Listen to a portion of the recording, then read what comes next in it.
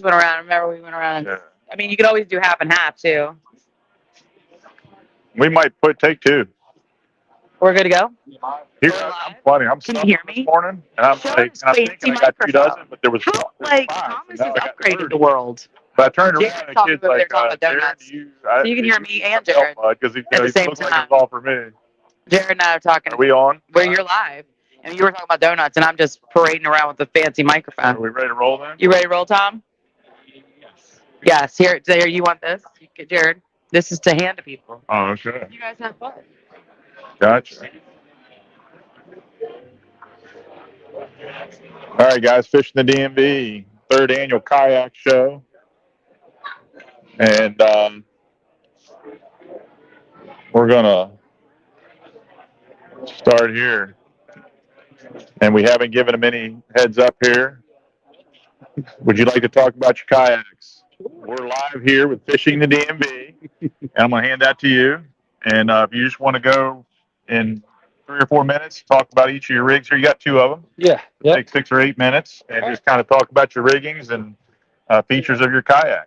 Sounds good. All right. So this is my tournament lake rig. So I got spot lock. It's got the lift cord, of course, and do have a line running back, so you can lower this. So I don't need to get out of the boat to raise the motor or lower it. Everything's done from the seat. Inside here is all the wiring. And I got a board with a Yakima distribution box, and of course my black box for my live scope and everything's inside. And I got it set up to where I can run batteries either in the front or the back, depending on how I want to distribute my weight for the setup.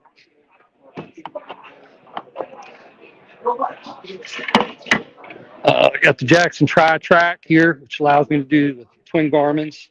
One's dedicated just for the live scope here, and one's got my mapping and everything else. You got your catch board holder, of course, pedal drive, which I got deployed right now. And this is a new Wizard foot control steering for the motor on the back. The Jackson bag here, that'll hold 4 3700 series boxes. And this is the new seat frame Jackson just put out. It's 3 inches higher, gives you a better angle. So you can take some pressure off your hips. So it's much more comfortable with the new seat frame. Torpedo throttle, of course. A dual set of yak attack boxes. And just bag for storage. Horizontal rod storage on both sides. Of course, yak attack black pack with a micro anchor, power pole, and torpedo. And in here, of course, also is 3 sets of wires that run all the way up to the distribution box where I can put my big battery here for my motor guide, or I can put my other 2 batteries that run my screens back here, or vice versa. I can go either way to distribute the weight.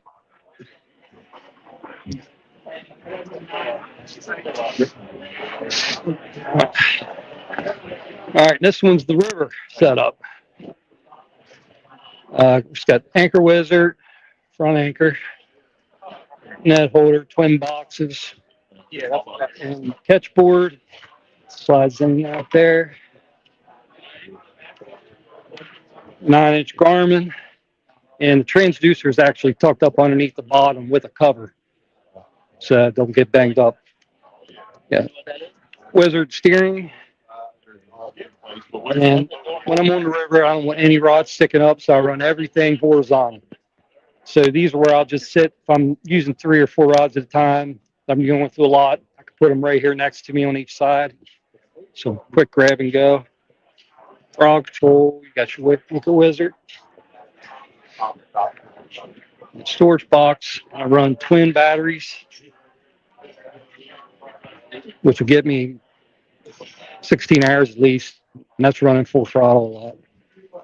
and horizontal rod holders, of course, here as well, with the black pack and an additional 2 rod holders on each side if I need to. Which for tournaments, I'll carry 10 rods or more, so I definitely get the full use out of them. And of course, Torpedo. That's pretty much it. All right, guys, moving on. Thank you, sir. Appreciate you. All right, Jimmy Coleman here. Tell us about your Bonafide. All right, a Bonafide SS 127. We start at the front. I added a skid plate here, which is a door molding off of a Subaru. I got my homemade anchors. Depth finder hooked to the bike, hooked to the box, and everything is a sealed unit. The battery's inside, transducer straight underneath, so I can take it out. My custom identifier holder. Moving back, these are actually tree stand accessory bags. I put them on the side to thing to hold plastics. Mesh backpack. This is a deck bag off of a sit on top kayak to my oversized giant crate that I made myself. Got 12 rods. I can hold 12 rods and my custom board holder, which is just a fan belt strapped to the side of this box. That's about it. That's all I've done to it. I love it. Works great.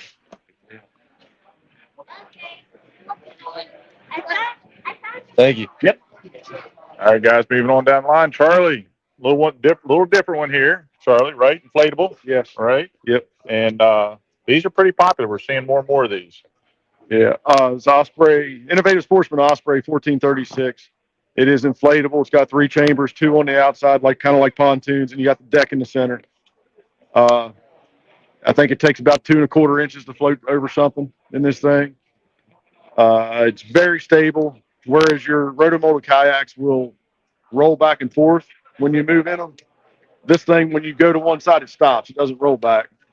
And I'm old, big, and clumsy, and I'll you're a big old boy. I mean, that's a good thing because that's what people talk about stability. So yeah. Well, and you stand up on this. Yeah, and the reason I went to this one is for the room. Okay. The other kayak just didn't have the leg room for me to move. This thing, it's wide open from front to back. That's good. So I finally put my depth finder on there. Still got to figure out how I'm going to do my transducer.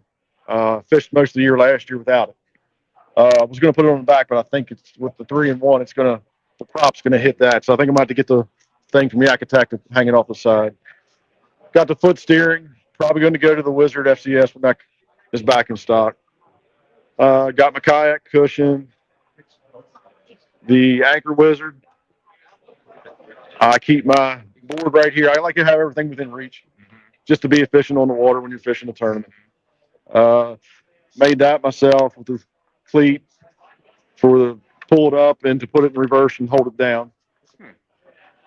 I like your rod holders here because a lot of times a lot of them you're seeing them stick straight up, and that can get maybe like when you're you got to get used to it. But yeah, trees was my thing. That's why I made the switch. Gotcha. Another good point. Yeah, Frank Reed showed me this one. Just take a double header and put your rod holders on your double header, and you can put 3 rod holders on it. So you got 3 on each, 3 rods on each side. There's 6. Put a couple more back here on the black pack. Makes a lot of sense. Yep. Got the Newport 300. My battery for that is in the black pack. Just got the new triangle steering, or not the steering, the lift arm and the rock guard. Just got that from Trey, and just put it on. Haven't had that out yet. So very good. Yep. How long have you had this rig? I got it midway through last season. Okay. You've been happy with it? Yeah, very happy. Yeah, I had the Old Town PDL 120 before that, and still have it. And it's a nice kayak, but it's not this nice. That's good. That's cool. Very good. Yep. Well, thank you. Thank you. Appreciate you. All right, guys. And that's the thing. If you want to come out, you're watching this now, come on out. Jake's Bait and Tackle will be here at 3:00. There's going to be some seminars coming up. It's a great way if you're thinking about, kayak fishing and you're not sure how to rig it. You can come out and talk to these guys like we're doing. You can see what they've got. They'll give you ideas, suggestions, recommendations. Of course, you can always watch it on Fishing DMV as well. Cody, how's it going, buddy? Thanks for coming out today. Tell us about your rig. You got the Jake sticker on there too. I like it. Yes, sir. Always got to have the Jake sticker. Right. Thank you guys very much for having us out here. So this is a 2023 Feel Free Moken 10. Had it. This is going on my second full season with this kayak. I guess we'll go front to back. So first thing I ever did was put the anchor wizard on it. That is an absolute must. Really helps, especially anchoring up in river current. That's about my weight too, Cole. Right there. I'm doing some bicep curls. I know yours a little bigger than mine, but It's got internal storage here. I call that my trash box. As I go through lures, I'll just throw them in there and it gets cleaned out every couple weeks. Catch board rides up here, just so it's kind of easy to pull in and out. Sometimes I will take a small cooler or a backpack with dry clothes there. Foot steering, leading back to the Bixby motor. Standard seat. I just got the paddle holder, fishing rod holder there. Rod doesn't really ride up there. That's mainly when I'm, unhooking a fish or, changing out a lure, things like that. So kind of a custom DIY setup, just running a crate with 3 PVC tube holders on my tackle inside the Plano box bag. Everything but the kitchen sink in there. Bungee cord to the Bixby battery, running back to the I forget what the name of the mount is, but it's their universal rudder adapter, I think is what they call it. So had it out once already this year. Haven't got a whole lot of time on this motor setup, but so far really like it. The foot steering's been amazing, especially on the river. Awesome. that's right. Thank you, sir. Appreciate you. All right, keep on moving here. Mr. Brandon, have you been with us all 3 years, Brandon? Just two. 2 years. 2 years. Second year. So Second year. tell us about your rig, bud. All right. So new year, new boat. All right, I like it. Everything started with the wiring and getting all that squared away. Last year, I was buying up all my electronics, getting all that stuff together, putting on my own kayak. So when I was ready to buy a new one, just everything comes over with it. Got it. And that worked out really well. So And I imagine you have some trial and error too, right? There's things that you didn't like about the old one, things you love, so you bring it over. Things you want to change, exactly, adapt. especially like when you talk wiring, how you run stuff is particular. And do things clean. You want to look great, but also perform well. You learn that when you do it. That's why I learned everything on a $800 kayak. Right. But I'm not afraid to drill holes in. That's right. Whereas drilling holes in this kayak, I'm measuring, remeasuring, looking around. It gives me anxiety every time I have to put a hole in a hole. Right. But the big thing that everyone is asking about are these Wizard FCS pedals.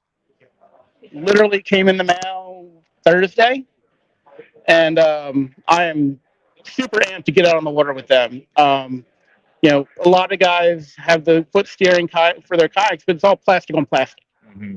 It works. It's fine.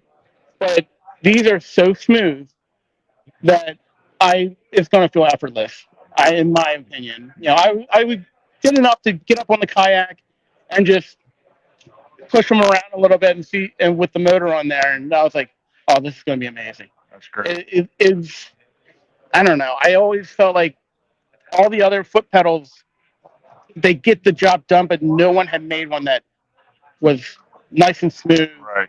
That just felt right, and I think that's going to be these. Cool. But yeah, talk about your power pole a little bit. I don't know if we've seen one of those yet. Sure. So here today, I had to buy the mount here in order to use the Torpedo and the power pole at the same time. You got to get a new mount for both of them. I think this was Dugout. No, hang on. I think it was this One Objective is where I got it from. So that kicks the motor out farther, but it allows the pole comes down in between there. So it makes it a lot easier. Even when I'm trailering the kayak, the only thing that I have to take off this kayak when I'm trailering it is the Torpedo. Everything else can stay and this pole. The pole can go on there. The rods fit in the hull, on the sides of the hull. So getting out on the water is nice and fast. You cannot. I mean, you can try to do it on wheels, but it's a wet launch. You keep this thing on a trailer. You don't try anything else. It's just too heavy. I think without without all the rig stuff and the weight and the battery, it's already a heavy kayak. When you add all that stuff, it's even heavier. And I mean, I got into kayaks because I can't put a John boat anywhere in my, HOA. You can't put one in your driveway.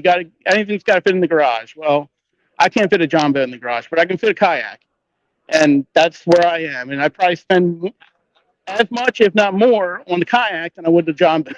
So, that's just a quick thing. Got Garmin everywhere. Forward facing, two grass,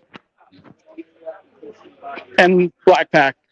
Loves black pack. Everyone does. Yeah. Very popular.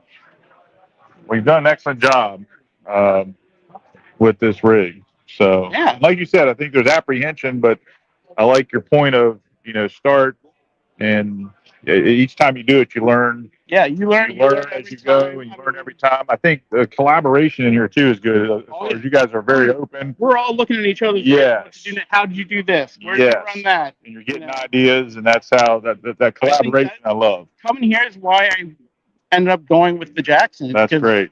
Being able to put eyes on it, hands on it, and see it, it's different than looking on a website. 100%. And talking to the pros that come out here, talking to them at their experience, what they do, it sold me on it. I'm glad to hear that, because that is a big part of that's what makes this so unique, is be able to see all the different rigging options. So thank you. Thank you for coming back. All right, Mr. Greg Oakes. All right. Here we go. And Mr. Oakes, you've been traveling pretty much. You travel. Like these guys, we talk about the Bass Boat, so they travel, but kayakers travel too. You just got back from Kissimmee Chain. Kissimmee Chain, yeah. And this boat, this morning, I still had some hydrilla in it from down in Florida, so I cleaned it out of there. So tell us about your rig here. Well, one thing I've got is I brought my on the water innovations, and I thought I'd bring it in. For one thing, the boat's heavy as it can be, but another, it folds up real nice, and quite frankly, this keeps me in this kayak, because rigged out, the PA-14 is just too heavy for me. And it's really easy to fish out of. Got the breakdown tongue. Love it. Rigging light, nighttime, it's got a backup light. So from the right, pretty standard. One thing I did bring, in case anybody was interested, is a lot of people know about these Guardian lights now.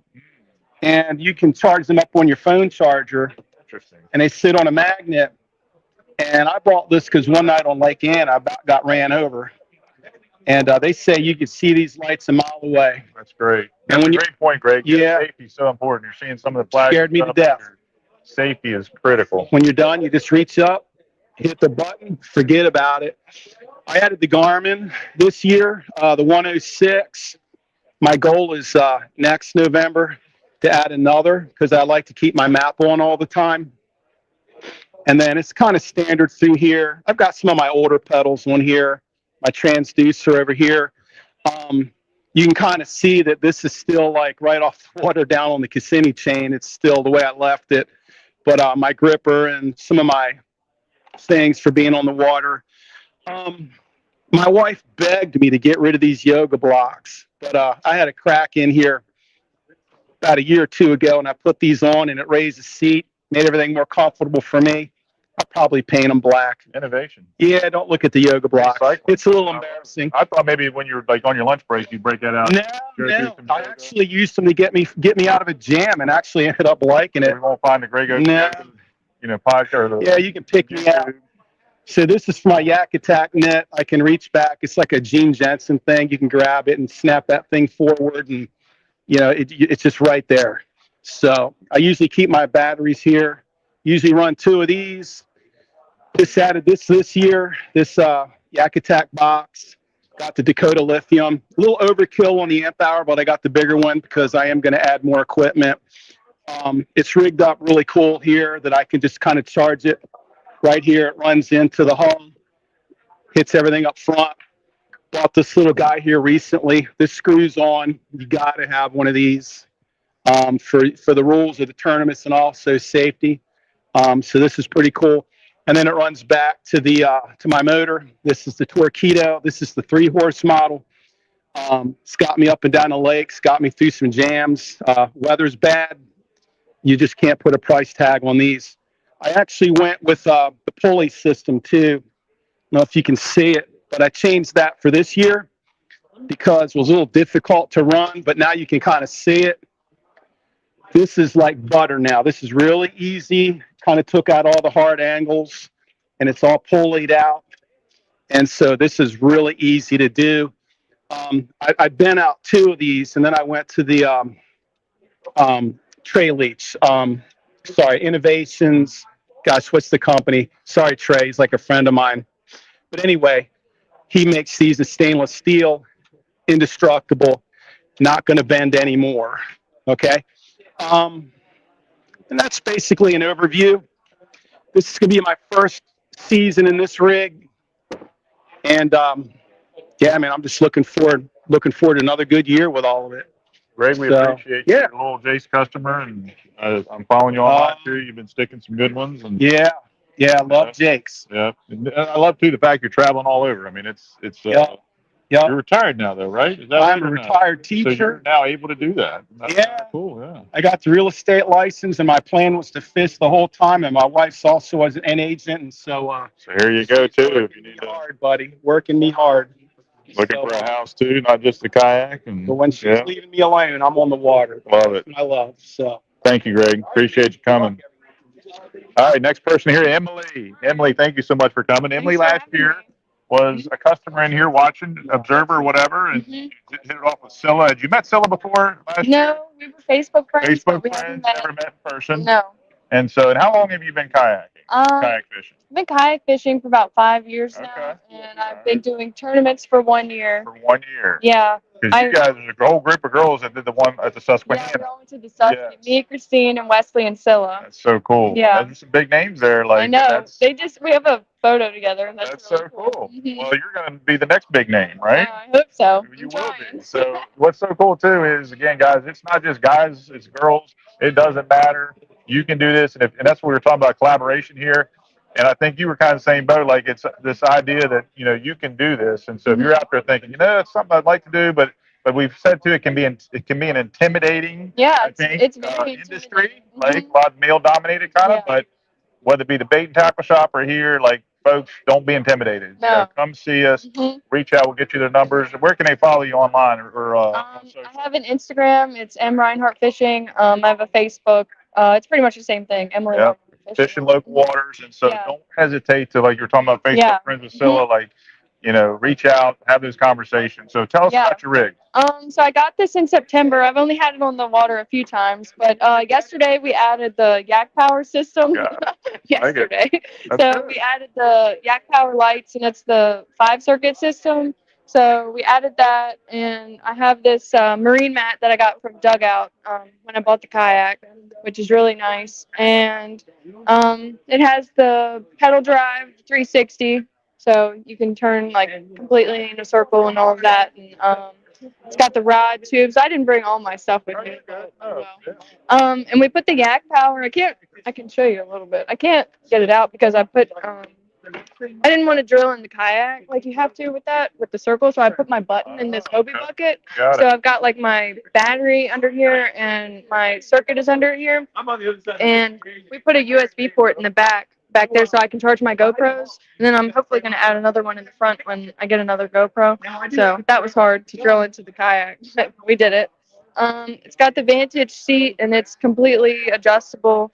You can raise the seat, move it. It's kind of like a chair, which is really nice. Like it's when you're on the water, you're comfortable. Yeah, it's comfortable. You can fish longer. Yeah, it's very comfortable. It's just like sitting in a chair. So some of the kayak seats are so hard and uncomfortable.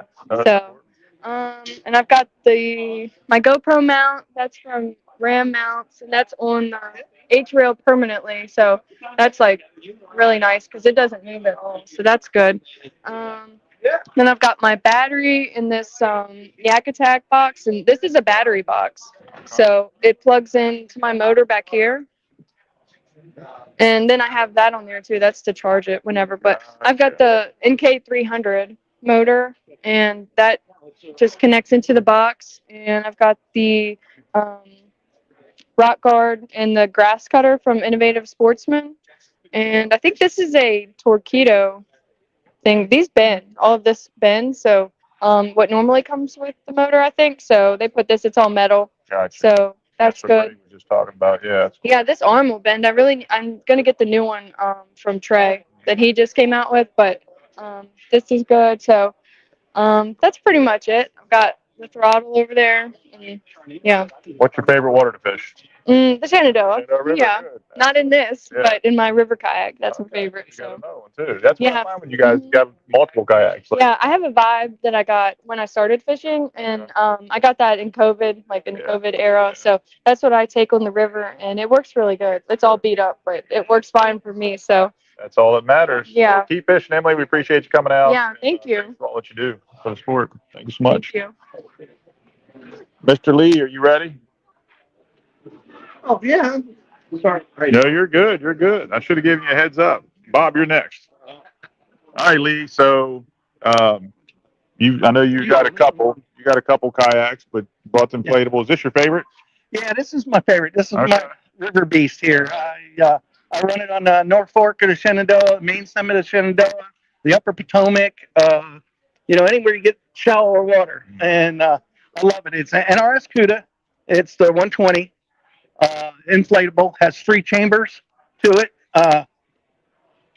Stand up on it, everything, and you get into the big rocks with a little bit of flow. You play bumper boats in there. That's all. You're not hitting and crashing. A couple things I did to modify it to raise my seat. I used some yoga blocks to help raise the seat up, give me a little more height. And I've geared everything up with the Yak Attack stuff. I got the Yak Attack box because this is open. There's no area for storage. So, this is my dry storage. So if I need to keep something dry, it's on the inside. And then, of course, my plastic baits and stuff I put here in the top. All right. That's where I store Man, my plastic showing us the baits. baits, Cole. Not many of these guys will check it. That's why it went quick. And of course, my flag, requirement. And then I used a rod stager here, which is really good from Yak Attack on the sides. I really like this there because it makes them handy. And, if you're river fishing, you get a lot of trees. And with the rod sticking straight up in the air, you get hung up in the trees and all this keeps it out. Plus, I always needed something on the best way to hold my fly rod because I do fly fishing a lot. And these work really great to hold your fly rod in there, and that works good. And then just keep your boxes. All my tackle is inside of the little Yak Attack boxes here. And then what I also did is I turned one of these into a fly box. Very cool. So that does make you unique too. We don't see too many fly fishermen. Yep, and I actually have a fly right here. Uh-oh. I got it. I'm trying to get it out. Sorry. Oh, you're good. This was tied by a young man that Jake's Bait and Tackle has. Mr. Cade Bailey. That's correct. Yeah. Cade Bailey tied this. Dead Drift Fishing. Look him up. Very talented young man. He did a very nice job for me. And of course, I have my own mouse flies. That's these little black ones here. These mice flies, these are my own. They're made out of wine bottle cork. They're modeled off of a cork bug. Lee, what are you using this for? Okay, so if you're out at night, this is what I found out really handy, especially on the Potomac, or you go to Lake Anna or whatever, or you're launching real early. I got this rechargeable flashlight, spotlight. Great. Okay? You can spot out, the day boards or another thing, or you're looking for a rock or whatever. Works really good. And it has sessions in it. That's USB. I think it was like $20 on Amazon or something, but it's a real good thing. The other thing is catch board on the side. You can see real access to my Anchor Wizard. It's set up for the river. And,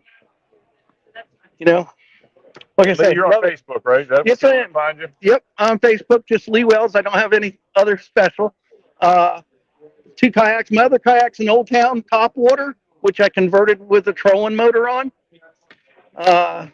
And I use that on the big water, like the big lakes, Lake Anna, and those things. So, but I know we've referred people to you because you got different multiple rigs, and again, just people have questions. Sometimes you're all the best ones to answer those questions for us. try to be, and not much else to it. It's just I just love it for the fun, and I tie my own flies, build my own rods. So it's fishing all the way. That's right. Well, we It's nice. appreciate you, Lee. Thank you. Thank you so much. Appreciate it. Thanks for coming back. Is this second or third year for you? This is my third year. Third year. We've had it 3 years. He's been here every year. So thank you, Lee.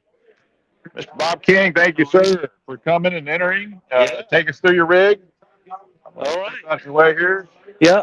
This is a brand new boat. It's only been in the water one time. I bought this at the Okay. Richmond Expo in January.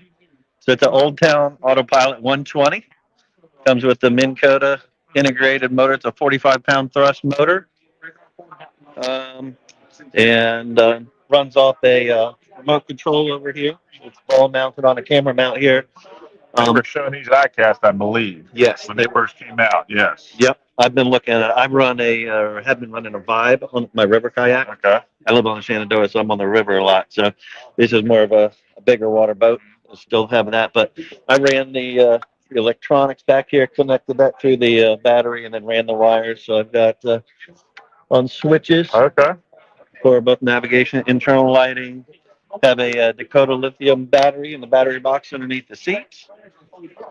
And then just coming back here, lots of storage back here. Homemade DIY kit there. The Walmart rod holders, just mounted them on there with my cooler. Very cool. But that's a good one too, because it's different. It's longer. Most of them are square, and that's giving you a little more room in there. Now my other boat, you have to run it this way. This well big enough I can do it both sides, Perfect. depending whether I have my cooler or a bigger cooler or more storage back here. Right. It fits both ways. Because efficiency is important on these things. Yeah. I mean, you don't have a lot of room, a lot of space, so being efficient is important. Yep. So I've had it out once just to test everything, and Good deal. this will be my big water boat. And like I said, I run a Vibe Shearwater on the Shenandoah, Okay. right up below Harper's Ferry. Okay. So I'm much more on the river than I am lakes. Gotcha. Good deal. Well, appreciate you being here. Yes, sir. Thank you for Thank you very sharing much. your rig with us. Yeah. Thank you. Yes, sir. I guess it's just a metal.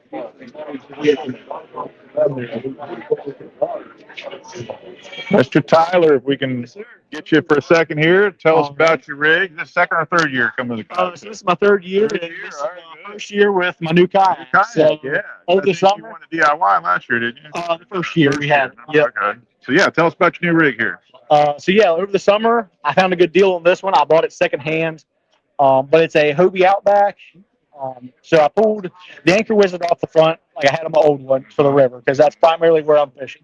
Okay. So I maintained that. When I did this, I wound up buying a one objective mount up front. Then also just have a tow rope here on the front deck. As I'm going back through, I have a little Yak Tech roto mount, I think what they're called, for my net. Also have on the other side their GoPro mount, because my buddy and I, we've just started a YouTube channel this year. You can check us out at B.A.S.S. And then going back through, I also have here in the hatch, a one objective storage divider for my center hatch here. This is where I have all my leader material, just a few tools, where I keep my spinner baits. And then back with the Hobie Outback, I have the 180 drive hooked up. So I use it mainly for the river, like I said. So when you push your pedal forward all the way, the fins actually fold up against the kayak's hull. So it allows me to go through shallower water a little easier. And if I go through rapids that are too bad, it's just two levers. The drive pulls right up out, no problem. Back to this side of the kayak, I have my fish grips. So if I have any toothy critter or filling around with fish and need a little more time, I can throw the fish grips in them, toss the fish back, so they're not as stressed as holding them out of the water. With this one, I also have a Garmin Striker fish finder on here. It's just a plain Jane basic. I don't need anything special on here. It gives me the depth, water temp. That's the main things I'm looking for. So that's what I run. On back, I have my pliers, line snips on each side, and a hook removing tool.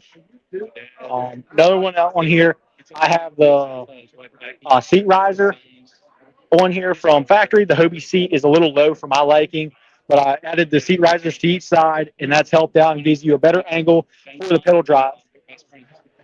Then on back a little bit, everything is on my boat is powered by a 135 amp hour Dakota lithium battery, and I have everything hooked up with quick disconnects on either side for the motor and fish finder. Over here on this side, I have another anchor wizard, and it's running to the back.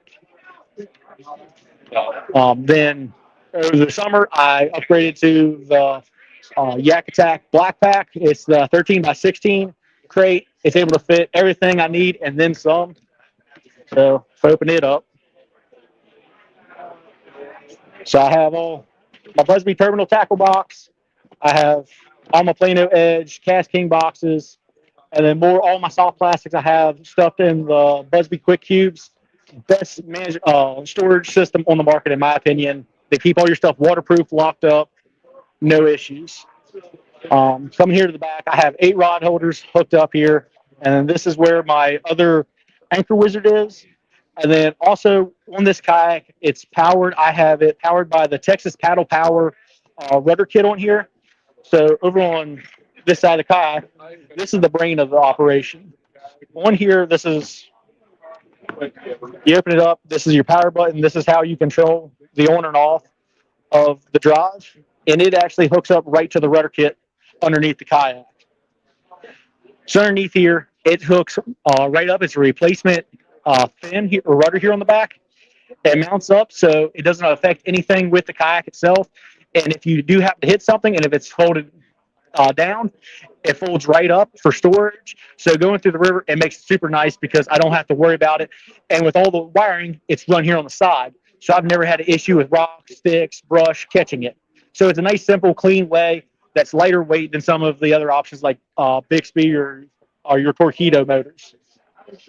But that's the main thing. Then the throttle for the Texas Paddle Power kit is up here on my right-hand side. Just makes it nice, quick, easy to get to, and it's just a rotating dial. And then the other thing is, I just have my Scotty rod holder on here for just have a forward-facing rod holder for when I'm retying and re-rigging or just unhooking a fish. It makes it quick and simple to unhook and release the fish from there. That's kind of a build for this year. All right, there you go, sir. All right, guys, moving on down the list here. We got Millie, hey, Millie, isn't she beautiful? Millie likes ducks. I don't know if Millie likes fish, but Millie likes ducks. All right, moving on down here. James, my man James. Second or third year for you? Yes, sir. Second or third year? The second year. Second year. The second year. Snakehead guy, Yes. for sure. I keep promising my daughter, son-in-law over there, I got to get him snakehead fishing this year because I told him, and they like, you keep saying we're going to go, Dad, we don't go, but Dude, this year I'm going to get on a Potomac catch snakeheads. We'll definitely. I will, definitely. So, but tell us about your rig. So, second year now. The newest thing I got is a motor this year. Last year I didn't have the motor and I just got overwhelmed with paddling, just got over it. But now NK 180 Pro is the new deal. One thing I wanted to keep consistent this year was the same setup as last year. I was able to stand up, cast 360 degrees with the cooler and the cockpit. So figuring out controls was going to be a issue, but luckily Tim Percy has hand controls, and this worked out so perfect for controlling the motor and able to stand and keep the cockpit completely open. Other thing I did change was just the anchor wizard on this side. Other than that, that's about it. Still love snakehead fishing. Plan on getting back to VKE tournaments this year for the second season. But yeah, that's it. Pretty straightforward. Yep. All right, guys. Thank you, sir. Appreciate you coming. Will, you got a second? It's your turn, bud. Yes, sir. How are you? I'm good. How are you? Thank you for coming. Thank you for having us. And so, yeah, we're just going around checking all the different rigs out. Okay. And get an opportunity to talk about your rigs. We're live on Fishing the DMV. Okay. All right. And How's so everyone doing? that's right. And people are watching, and that's what we love about the show is you get to see a lot of different rigging options. Absolutely. It's kind of personalized, right? Yes, sir. Just kind of walk us through, tell us about your rig, and Anything that's special about it that stands out, or anything you're proud of, anything like that. So take about Absolutely. 3 or 4 minutes here and tell us about your rig. Yes, sir. Will do. All right. So my name's Will Brewer. This is my Old Town Autopilot 136. Uh, you know, the motors are built in for the autopilots themselves. They got their quick cords. Um, Everything's built in. That's the cool thing about the autopilots. You don't have to do any extra rigging. The motors get dropped in, you plug and play, and you're ready to rock and roll. We have Yak Attack light system, or sorry, not Yak Attack, Yak Power light system, along with uh, their ports in the back. So the whole system runs off the Yak Power system. Uh, Ego fishing net. This is a net that I've used for a very long time, and I've never had any issues with it. So as we move down, I like to fish with Humminbird products themselves. So I have a Humminbird Solix 10. This is a Gen 3. The cool thing about this is everything is touchscreen on it, right? So if I need to bring up my maps real quick, I can put my 2 fingers on there, pops right up. But what really makes this system unique about the Humminbird, and one of my special things about it, which I don't believe anyone else in the kayak industry probably has it on there. This is actually the Mega Live target lock system that you see people have on their boats. So what I can do, obviously with the ping off and stuff, it's not going to work. But what I can do is I can mark a brush pile, I can lock it on target, I can do circles around it, and I don't even have to move my Mega Live by hand. It'll track it by itself. So I'm pretty sure I'm the only person that actually has this system on their kayak. So that's probably the most unique thing about this setup. As we move back, um, always got to have your vest and stuff like that. Trying to do a lot more recording, have those different setups. But we have what powers this whole system is a 160 amp hour amped outdoors battery. So I can utilize that battery all day long, no issues. Multiple day tournaments and things like that. And also for the electronics, I run it off of a 54 amp hour amped outdoors battery for just the electronics themselves. The whole system runs through the little switches. So I have my nav lights that can come up. I have all the fish finders separately, all the cameras, the YOLO Tech mounts with the 360 light. So the whole system works together. I don't really have, I can press one button, turn all the power on, turn all the power off.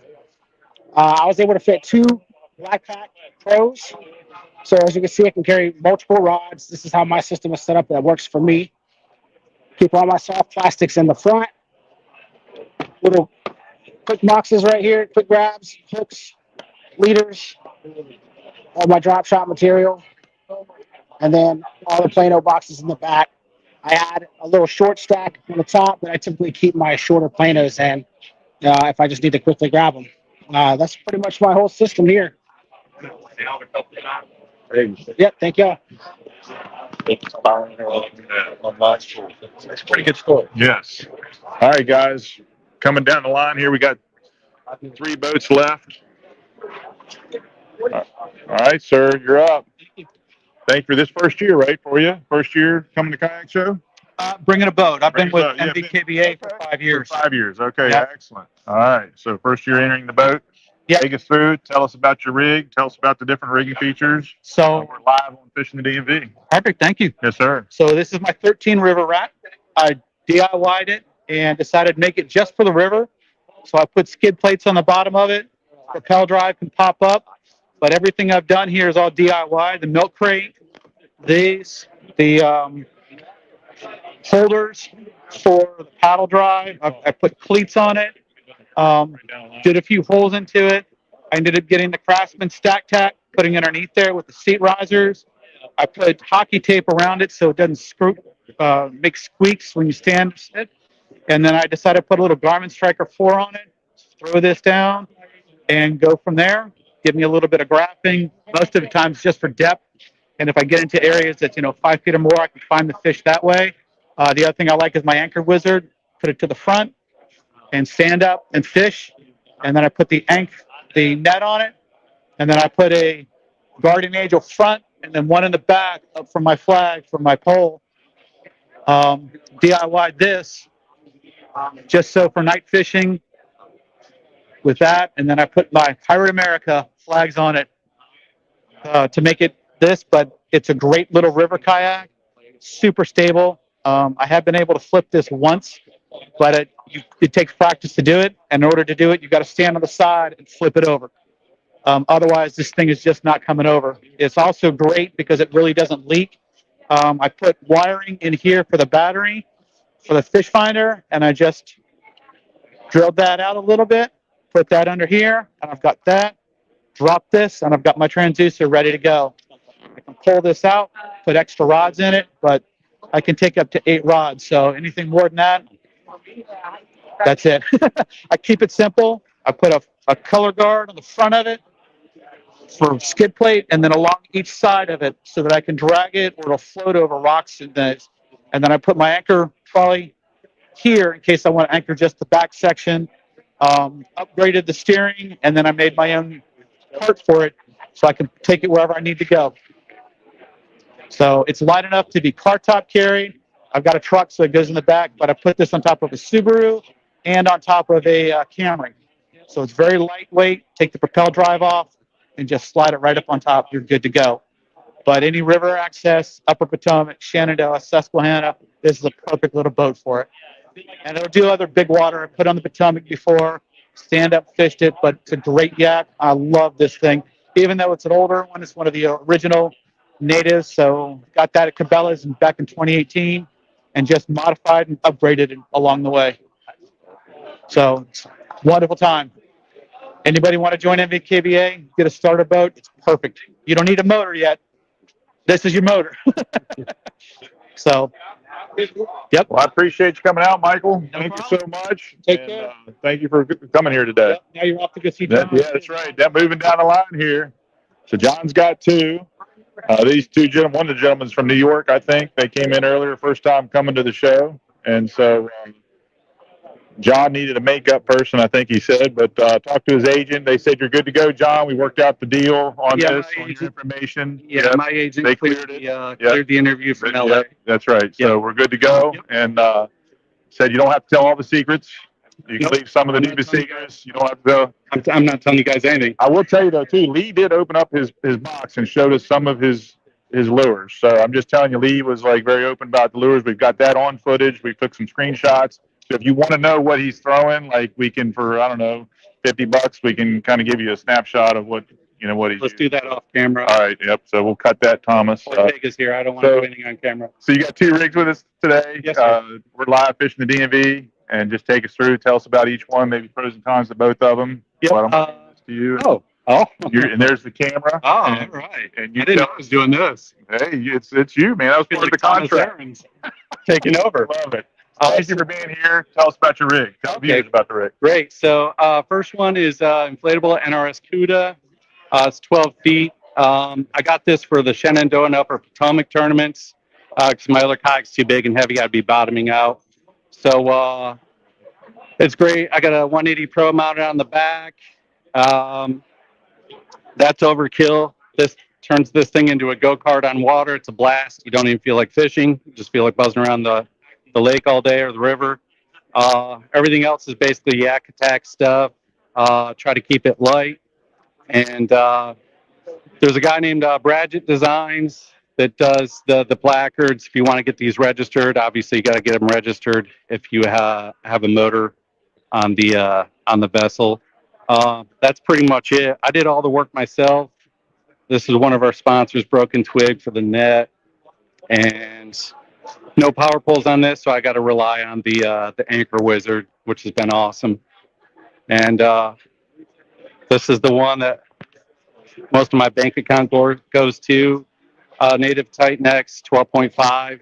It's actually 12 feet 8 inches. I just put forward-facing sonar on it, so I'm one of those cheaters. It's powered by 3640 for the motor and a 1260 in the front.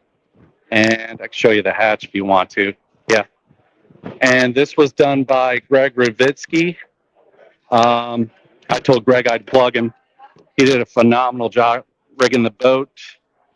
And this actually powers both graphs, the lights, the power pole, everything. I didn't think a 1260 would be able to handle everything, but it handles it like a champ. I've been fishing for a couple days. I've actually been fishing for 3 days in this, and I think it still has 72% battery. So this thing's been money. And this is for the forward. Underneath it looks like a NASA rocket ship, all kinds of wires way above my head. Good. That's why I hired Greg. He's way smarter than me. Yeah, and I just got the new, well, it's not the new Garmin, but one of the latest models Garmin for forward, and the new Explorer unit for side imaging, mapping, all that stuff. What else? I don't know what he wants me to say. Kind of redid the tray a little bit, just keep the lures separated. Not too much DIY. This thing's been money to hold the measuring board. I can't remember who makes it. There's no name on it, but this is really good for holding the measuring board. I'm repping Thomas Aaron's right here. Logo on the back. I'll take it off after the show. Don't tell Thomas. And then Yak Attack. These are pretty cool. This is also from Bradgett Designs, so you can separate your plastics or whatever. And I don't really keep anything in the bottom except for lunch, tools, and stuff like that. Dual power poles, overkill. You only need one. I got two. And I've got the 300 on here. If you're going to decide between the 300 and the 180 Pro, get the 180 Pro. This thing is way too heavy. It's stupid. The 180 Pro is plenty to power a boat this size. This thing's stupid heavy.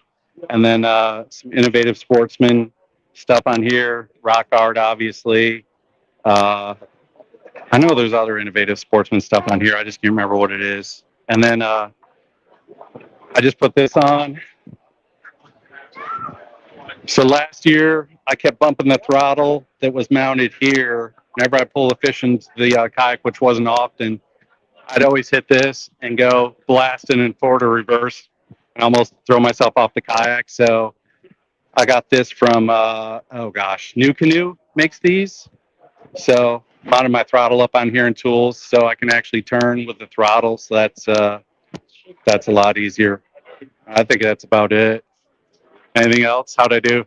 Great. All right, cool. All right. All right. Thanks, buddy. See you. He's quite tired too. Yes, that's good. Thank you for coming out. Hey, real quick, guys, let me say this. We're getting ready to, Mike Ortega with NBKBA. He was a big person that kind of got this thing started. I want to say it was his idea. Third year doing it. He's getting ready to come on at 12 o'clock. We're getting ready to make a transition. Competitive kayak fishing 101. He's going to be doing a little seminar.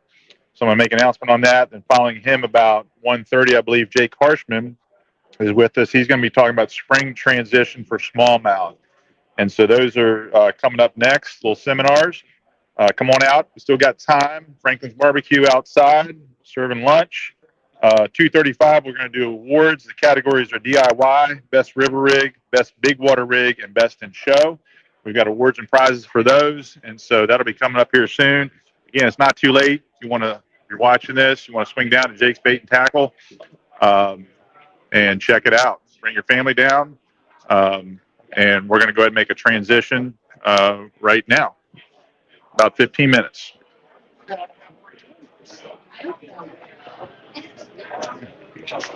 Hi. I'm making an announcement about Let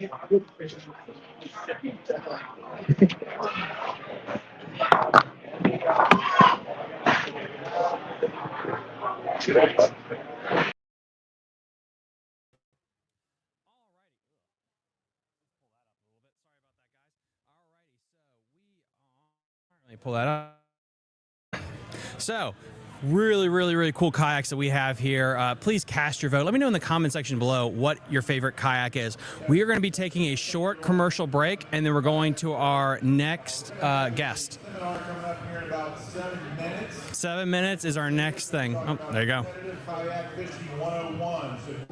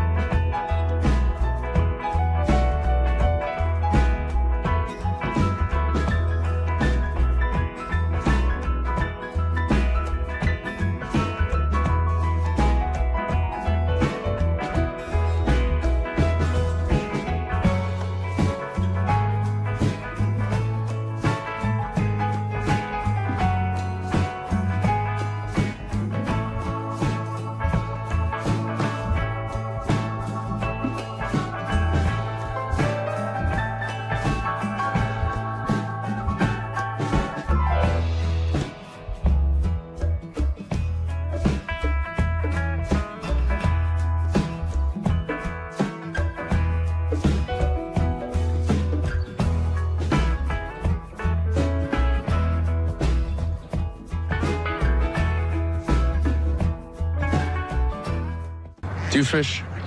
No. You know, people who don't fish think that fishing is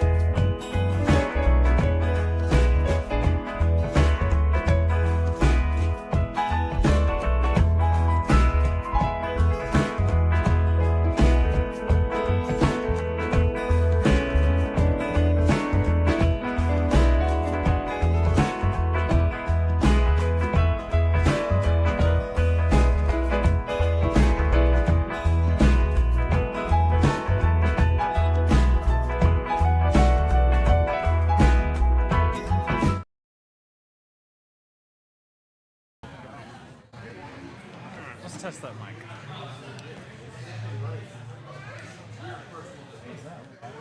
Yep, backup batteries in case something goes. Let's see. Let's do the mic.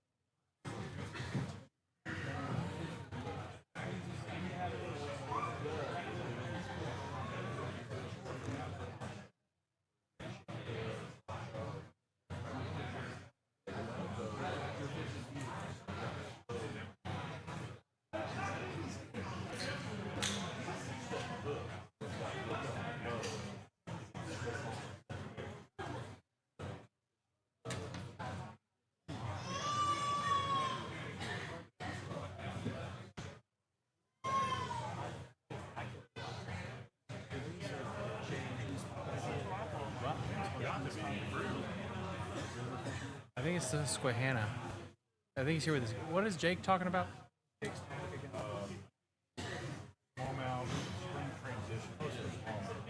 you go.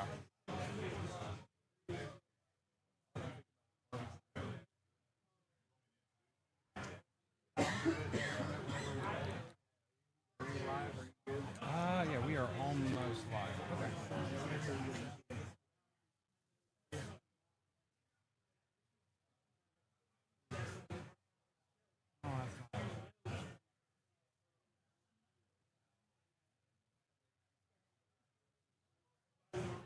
What are you looking for?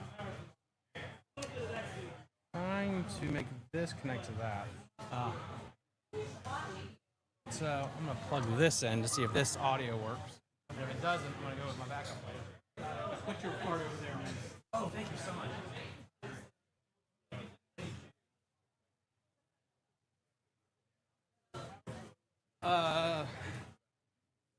Mike, say words. That's not cool.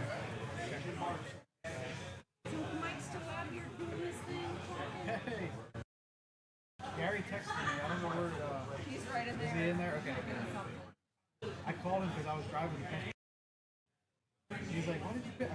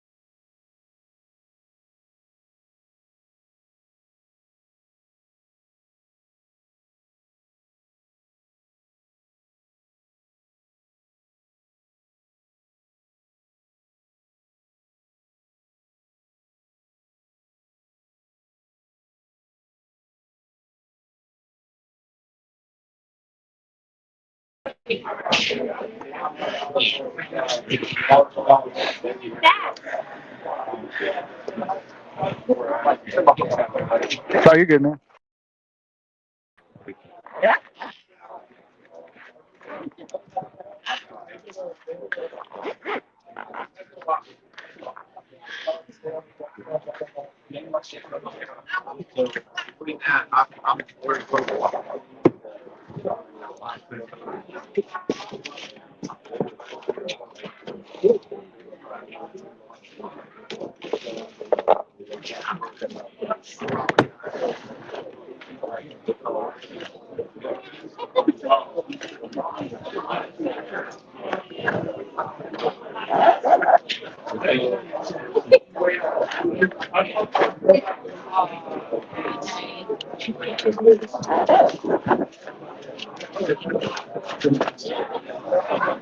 No. See, I still like the portage. Love the crab. No, I still love the You know this? John, yeah. Is he know? Like my age? That's him right there in the Sixth Sense hat. I might actually ask him. Can I borrow your PFD for the demo? Okay.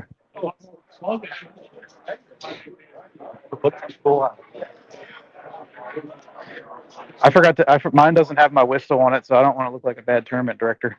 I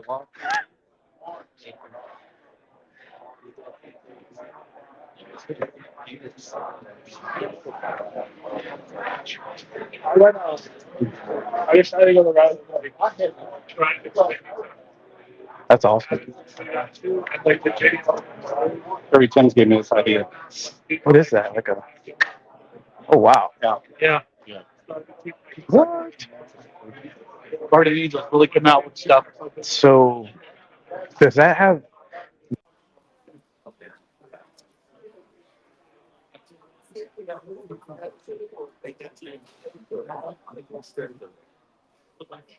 You're listening to Fishing the Deep.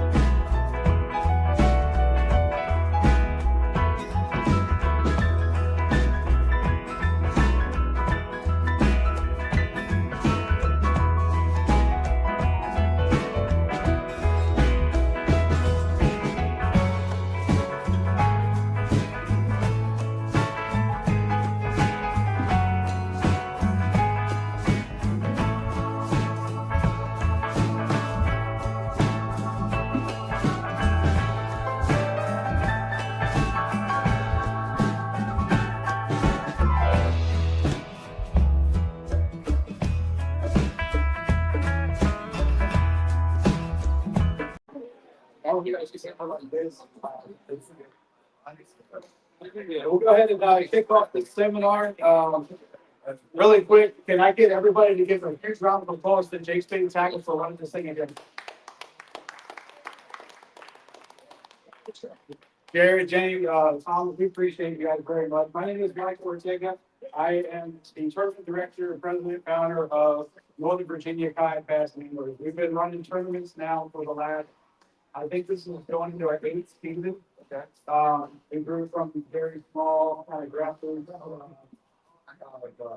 events to what they are now, which I would still consider, grassroots at its core. We try to provide anglers with a lot of great opportunities to fish diverse fisheries throughout Northern Virginia.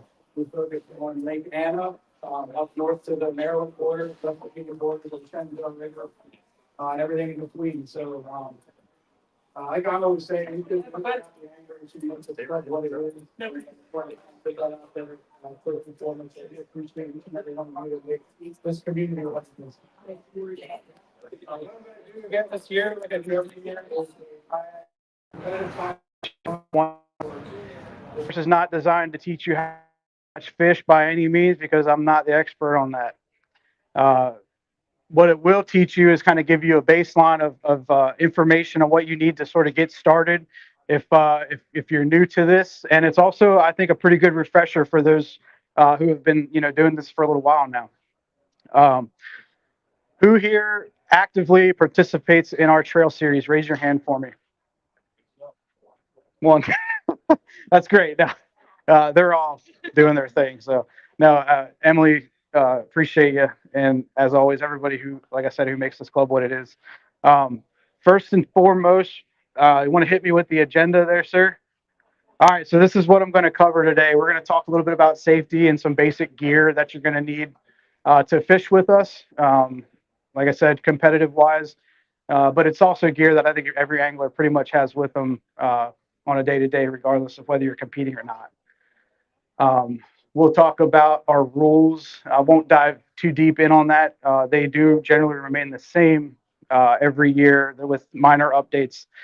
Our club falls under kayak bass fishing, which is the National Trail Series. I don't know if you've heard of a guy named Chad Hoover before. He's what I consider kind of one of the founding fathers of this sport.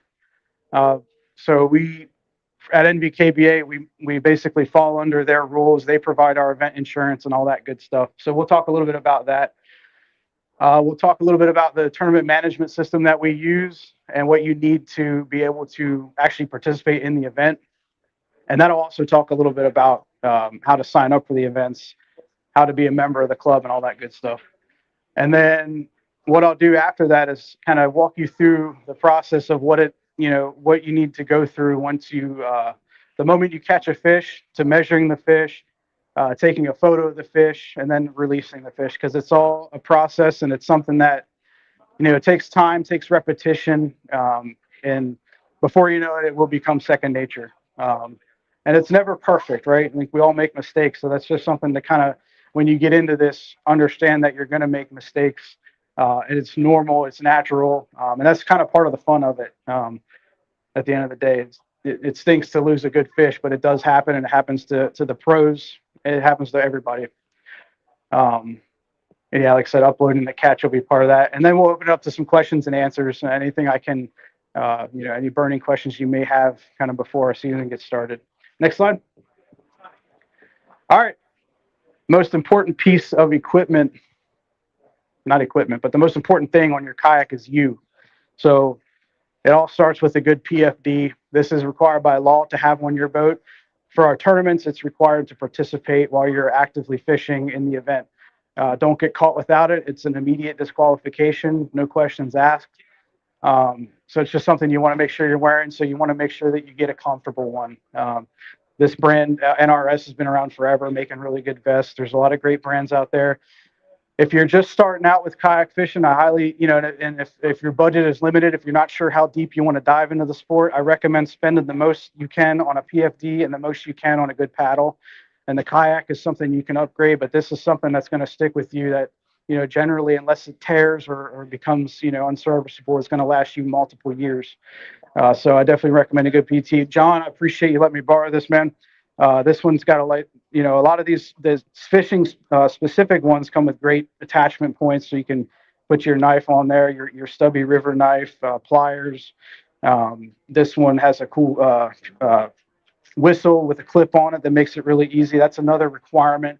It's also a Coast Guard law, but in our events also it's going to be required because it is a Coast Guard law, is a good whistle. So make sure that you have that and it's readily accessible. If you were to capsize or fall out of your kayak or something, that it's not in a pocket stuffed away somewhere. You want to have this nice and handy. This is on a kind of a bungee cord here. It's really close to your face so that you can use it in the event you need to use it. So that's it's definitely something that again you have to have on the kayak, especially when competing. So we talked PFD, talked whistle, lighting. Actually, I forgot to set this up. Lighting is important, and it's, again, another Coast Guard requirement. But you need to have a 360-degree white light for your vessel. If you're running a motor, you can run the red and greens up front, but you still have to have one of these. It doesn't have to be this specific one. This one may be out of batteries. Check. Yeah, I need to replace the batteries on this one, but Yak Attack makes this. I forget what the actual name of it is, but a 360-degree white light, and I always recommend a flag as well. Something that's going to keep you visible and make you seen to other boats is a law, like I said, in conditions of low light, things like that. So a lot of our tournaments are going to start pretty early in the morning before the sun's up. So this is definitely something you're going to want to have. Like I said, the flag's not mandatory, but it's they come with it, and it's really good for other boats, especially on these rivers and things like that. When you have other boats out with gas engines that go a lot faster than we do. I know we got a lot of cool motors and things like that you're going to see here at the show, but we're still at the end of the day not going that fast. And this 360-degree white light lets other boats know that you're kind of a stationary object out on the water. All right. We talked PFD, whistle, lighting, flag, water, and snacks. We want to make sure we're hydrated. We want to make sure we got the energy that we need to participate, give the full 8-hour day, because it's a long day. Yeah, it goes kind of quick, especially when you're in the heat of the moment and you're trying to stay competitive, but you don't want to forget about your body and maintaining that energy level that you need. Whether you realize it or not, you're expending a lot of energy. So make sure you pack snacks, some good protein, some water, and make sure you're hydrating the day before as well, because you don't want to start the morning of, especially our summer tournaments. They get pretty hot.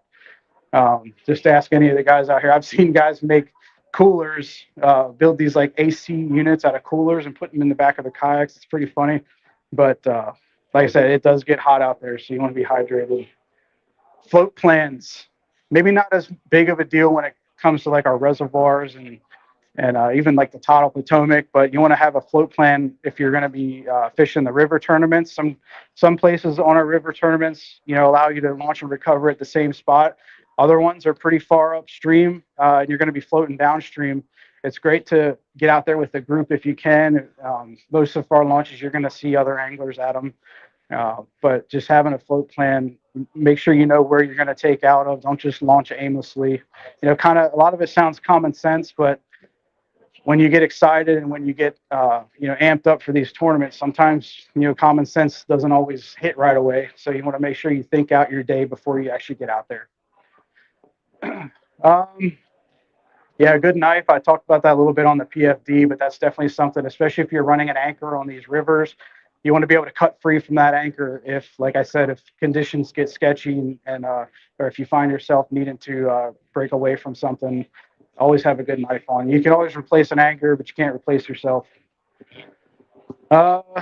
First aid. I don't know if I have my kit with me today. It kind of came a little unprepared, to be honest. A lot of times I'll with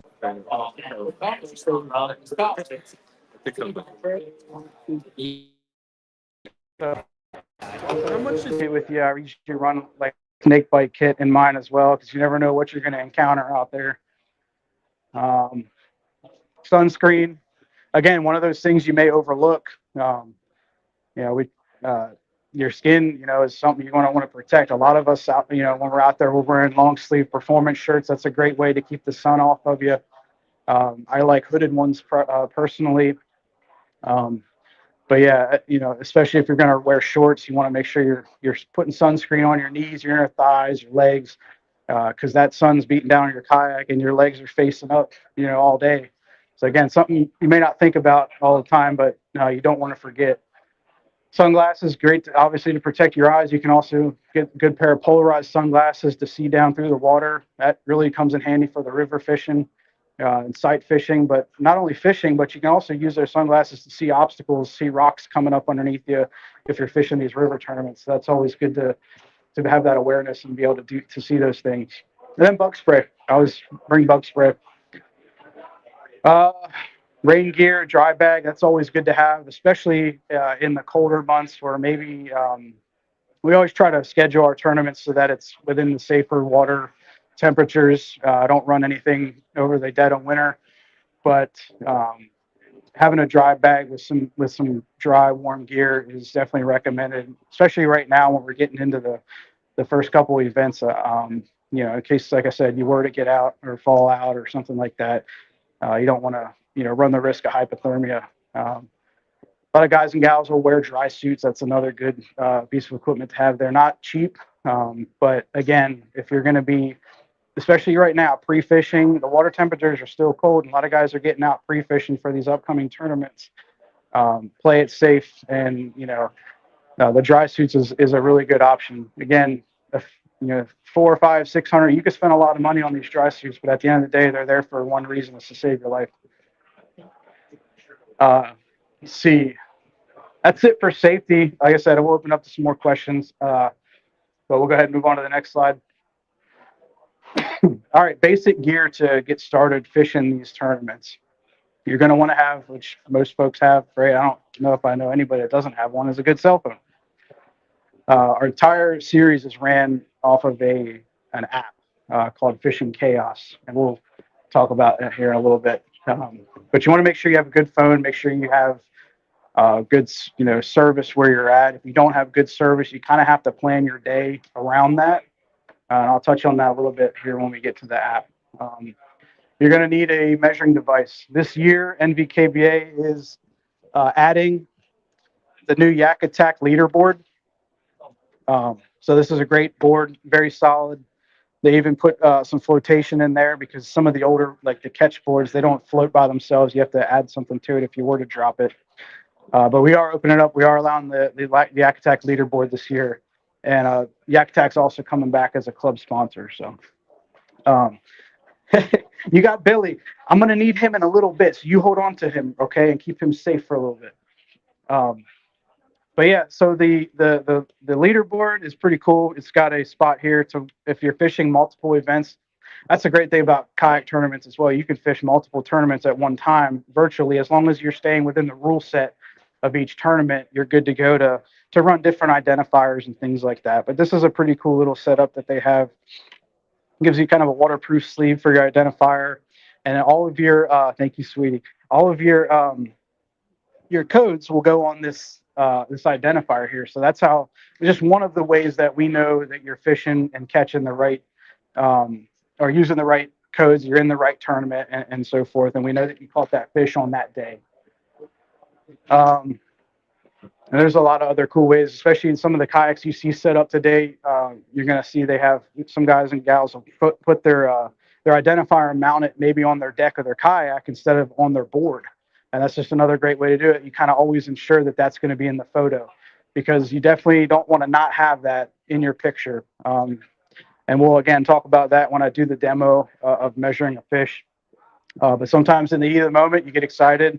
I've done it myself where I forget to put the identifier in the photo, and then that fish doesn't count for the tournament. So definitely something to keep in mind. Fish grip and a tether. That's probably one of my the biggest things I like for tournament fishing. I'm a big fan of these fish grip juniors because they're small and they're relatively kind of stay out of the way on the deck. Something that has a good locking mechanism that I can wrap around and lock that fish in and keep it on a tether. And I'm going to put it in the water while I kind of get my things ready to measure that fish. But that's definitely a piece of equipment that you're going to want to have, because we're not boats. We don't have live wells. So we have to use the water as our live well until we get situated to score that fish. And then last but not least, a good net. I was talking to some guys before this, and I don't use the net maybe as often as I should, but I also don't fish a ton of tournaments anymore.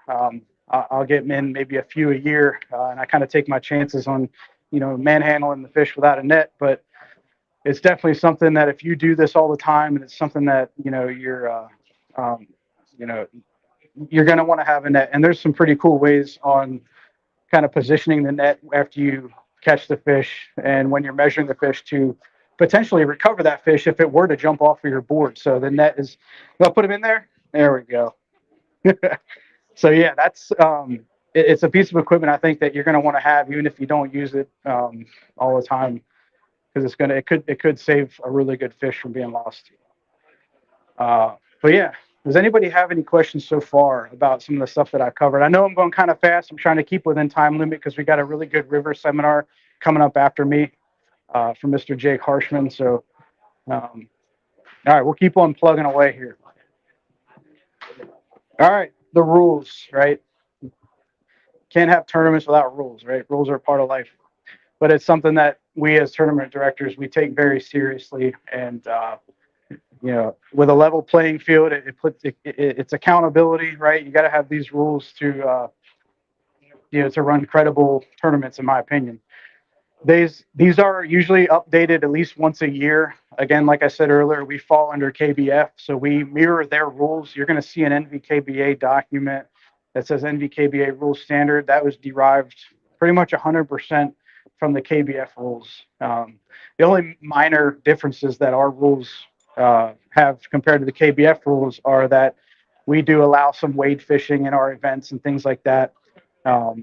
Some of the time frames for pre-fishing are going to be a little bit different for our club just because we are smaller. We're at a local level. So when we do make those changes, we try to make it as clear as possible in the event description. Every time you go sign up for an event, you should be able to see first and foremost what rules are going to be affected if there's any that are going to be affected. Otherwise, assume that we'll be following all the KBF rules. And the latest and greatest was updated January 1st this year. Yeah,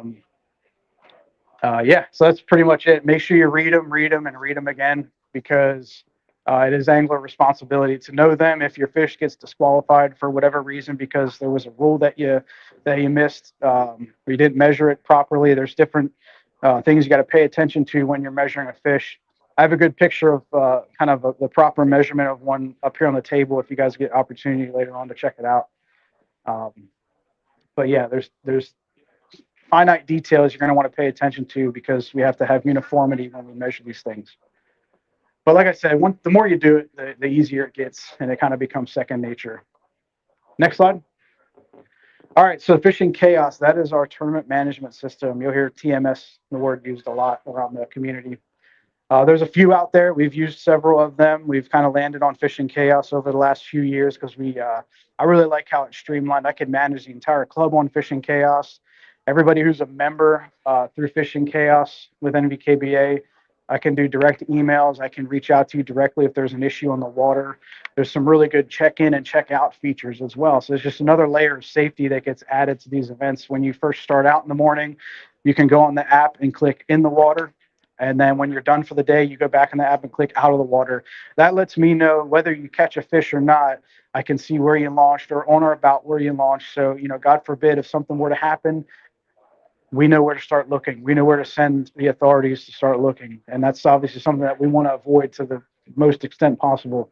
But that's why it's so critical. We have a mandatory check-in, check-out policy with the club. So the app is free. It's on the App Store or Google Play. Just download it. The app is designed so that tournament directors don't have to charge an extra fee because some apps out there you have to pay an extra fee per angler just to use the app. And while that may work for some clubs, for us we found it very useful to just pass that fee onto the angler in a good way, right? Because it depends really on how much you're going to fish. If you're going to fish, like, let's just say you're fishing multiple clubs in 1 year that are on Fishing Chaos, it might make more sense for you to pay the $3 a month fee that it costs to unlock all those events and be able to support the app in that way. If you're only fishing maybe like 3 or 4 tournaments a year, if you don't have the schedule or the time frame to be able to fish them all, it might make more sense for you just to pay that tournament fee by the tournament, which is like a couple bucks on top of the entry fee. So they give you options. There's definitely, and I think there's an annual subscription too, which is like $40, $50 a year. So like I said, the more you fish, it would make sense to maybe look into one of those plans. But again, you don't have to do that. That's what makes it pretty nice. That QR code up there, also have the same QR code over here. If you're not a member and it's just something you think you're going to want to get into, that's not going to take you to to the checkout page or anything like that. It's just going to take you to our club landing page on Fishing Chaos, where you can go in and see what we're about. It'll show you the memberships and the different levels. We do a $5 discount to veterans and first responders and military active duty. Thank them for what they do for us. And I think the annual fee this year is $40 for the season, 35 for veterans, first responders, and all those fees help us manage the club. No entry fee money is going to be going back into the club for any type of admin purposes. It's all going to go back to the anglers in some way, shape, or form. The way we operate is based on the membership fee, and that's a one-time fee per year, and it'll reset every year. So when you go into the app, if the end of the season comes by and you see that you're not an NVKBA member, don't be alarmed. We have the expiration date for those memberships, and then they reopen. We just opened them up probably a month ago, and usually sometime in January, like mid-February for the season. Hang out here for a sec. So yeah, kind of finding and signing up for the event. If you just type in NVKBA, you'll find us as well. If you just download the app, like I said, you got the QR code there if you need it. I'm not going to go ahead through the navigating the dashboard just because it's kind of wonky on the desktop. It's a little easier to use on the app. But if you have questions about it, please feel free to email us at admin@mvkba.com. We'll go over and address anything that you need prior to the season starting. All right, next slide. All right, so now I'm going to go ahead and I'm going to throw in the PFD, and I'm going to walk you through just kind of the quick down and dirty process on catching a fish, to measuring the fish, to submitting the fish on the app, and then releasing the fish. All right. So I'll just take 1 second here and get ready. Are you ready to catch a fish?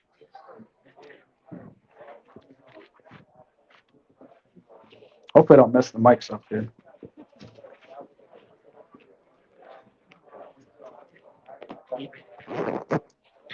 All right.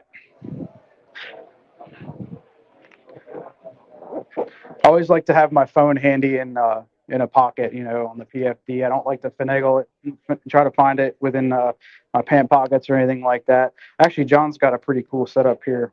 These Rogue tethers are lifesavers. They just strap onto your phone like this. They have some pretty cool. These guys are a sponsor of our club as well. So you'll get that's another thing with the memberships for the club. You get some pretty good discount codes when you sign up from all of our participating sponsors. I don't want to break it. You might prefer a smaller phone, but you get the idea. This goes on your phone, and if you drop it, it's not going to sink away, right? So it's something really good to have.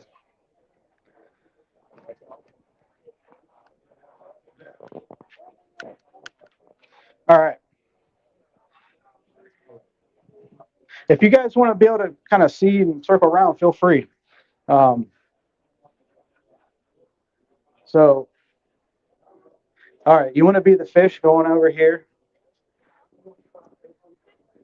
And I don't want to give you a hook. That might not be a great idea. But let's just say I'm fishing, right? And I hook into a good one, right? How big do you think he is? 10 pounds? 13? I like that. So, all right, we catch our fish, right? We're really excited, okay? And let's see here. So he's still in the water, right? First thing I'm going to do, you want to go ahead and throw him in the net for me? You're probably a better netter than I am. Go ahead and throw him in the net. All right. All right, we got the fish, right? Our heart's pounding. It's been a long day, and this might be big fish of the event. So first thing I want to do is take the fish out, right? De-hook the fish. And I'm going to take my fish grip, like I talked about earlier, that's tethered to the boat. You want to make sure that's tethered, because if you don't, you're going to have a fish running around with a lip grip, and nobody wants that. So I'm going to hook him on, and I'm going to put it back in the water. The first thing I'm going to do. That's a pretty quick process, as long as you don't gut hook them or anything. And that's that. I'm going to go ahead and I'm just going to relax for a minute. There's no reason to rush unless you're like cutting it real close to that time frame, right? Like there's a time and place to rush. But what I like to do is just kind of take a deep breath, get myself ready, especially if it's a big one that could be in the running for big fish. I don't want to mess this process up. So what I'll do usually is I'll take my net. This usually works out pretty good on this kayak, and I'll kind of tuck it under my foot here where it's still got some of the net in the water. You can leave them like this. You can throw them in the net with the lip grip on, but you definitely want to keep the gripper on them. And what I'll do then after, kind of gather my thoughts, is I usually put my rod away, and then I'll start prepping the area for the measurement, right? Yak Attack makes some pretty cool products. Different ways you'll see again with a lot of the kayaks that are around here, different ways to kind of mount your measuring board. But I'll start prepping the area, getting this ready, kind of clear off some of the deck because you want to make sure you have a good table here to work on. So generally, what I like to do when I'm measuring the fish, at least in my experience, it works pretty good. I like to keep my board at an angle. First off, I like to dip it in the water to get it wet because I think that, especially if it's been sitting out in the sun all day, that fish isn't going to be too happy, and he might not want to cooperate with you as well. What I like to do is dip in the water, get it, good and wet, and cooled off, and then I'll kind of angle the board to where I put one side over here on the gun wall and the other side down into the hull a little bit. Now, again, depending on your kayak, if you're running an inflatable, that may be a little more difficult. At the end of the day, and maybe it's just a habit because I've been doing this for a while, I like to at least put my foot here, and that'll ensure that I know, at least give me the confidence that I got some sort of an angle. What that angle does is I think it kind of helps the fish's equilibrium a little bit, and it also helps close the mouth of the fish because that's one of the rules. You got to have a closed mouth, whether it's structurally able to shut or not. If it doesn't close all the way, and it's unable to close, and just expect you're going to probably lose about, I think it's a quarter inch. I have to go back and double check in the rules. It's either quarter inch or half an inch. And in this sport, quarter inches matter, right? So just something to keep in mind. I think having this angle really helps the fish's mouth close a little bit easier. And like I said, it does something with the balance of the fish to where I think it just makes it a little more relaxed. And again, this fish has been sitting here for a few moments, so it's starting to relax a little bit. Um, you know, but at the end of the day, every fish is different, just like us, so it may not want to cooperate. But what I'll do then is I'll keep the gripper on the fish, and then start laying it on the board just to get an idea of about how long it might be. This one here is looking like it's about 14 and a half. So I don't think that's going to be in the running for big fish, but if you're fishing Lake Frederick, it might be. So, but I like to get an idea of where he's at. Again, make sure that the identifier is visible. Okay. And depending on how big the fish is, you want to make sure that you're going to be able to get your phone up high enough to be able to capture as much of the board as possible. This fence right here has to be in the picture, the whole thing. I need to be able to see the whole thing. So again, when you're taking your photo, you want to double check that you got as much of the area in play or in the photo as possible. So what I like to do then is once I have the fish on the board, I put him back in the water, right? I'm still keeping the gripper on. So that gives me an idea of what I'm working with. Then I like to go ahead and get my phone ready. So it's a good idea to get your phone ready before you take the picture. That way you're not messing with your camera or fumbling around. And then just obviously you don't want to have the fish on the board while you're doing this either. You want to have it ready to go. So when you lay it, you can undo the fish grip and snap your photo kind of all in a quick sequence.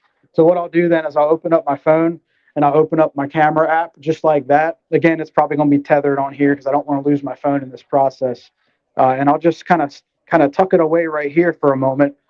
And that's when I'm getting ready to snap the photo, right? So then, again, fish is in the water almost 95% of the time here. We're limiting the amount of time it's out of water. And again, you can get in a whole another class on fish conservation, stuff like that. But the mortality rates have significantly dropped compared to live well tournaments when it comes to kayak fishing. So the catch photo release process is, I think, doing great things for the environment. But anyway, I'm going to lay this fish on the board. Again, first thing I want to do is make sure that mouth is closed. If it's open, you're going to be losing inches, right? Losing points at the end of the day. So that's something you want to make sure first and foremost. Get that fish down. Make sure that the tail is laying good and flat. Sometimes these fish, when they get on the board, their tails like to curve up. So you got to be careful with that. And then eventually, once the fish calms down, you'll see the tail start to lay flat. You'll see a lot of photos with hands on the fish, right? And that's okay. What you don't want to do is you don't want to tuck any part of your hand underneath the gill plate right here because that's against the rules.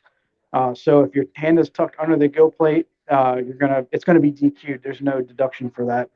The hand cannot be touching any part of the eye. It can't be touching any part of the mouth. There's kind of like an imaginary line right here where the eye is, right? You want to make sure that your hand is beyond that. And then again, down here, they just changed the rules this year, so you can actually have your hand past here. But in years past, you could never have your fingers past the dorsal and the anal fin. You had to be within this general area right here. Pinching the tail was something else that wasn't allowed in the past. I think you can now as long as you're not touching it. But you just want to make sure it lays good and flat because if the tail is lifted off the board at any point, the tournament director has to go to the spot where there's what's the one I'm looking for? Where there's least doubt, right? So if none of this is touching, then the judge isn't going to have an accurate measurement. You may have to DQ the whole fish. So that's something that you don't want to worry about. You want to make sure that it's laying good and flat. So once you have a good, the fish's mouth is closed, you got, and it's being calm and cooperative. You can go ahead and keep your hand on it. What I like to do, obviously my camera's still running, right? I'm going to come up here. I'm going to kind of give a good glance of the board. Don't worry about whether your orientation of your camera is like portrait or widescreen, because the tournament director will be able to move all that within the app. So if you see one that's like wonky, don't worry about it. It's okay. You can upload and I can move as needed. But I always look kind of to where I can see how much board I got. I don't like to do anything fish eye. It's a little bit too wide for me. Make sure you leave it on, if you have an iPhone, make sure you leave it on 1x.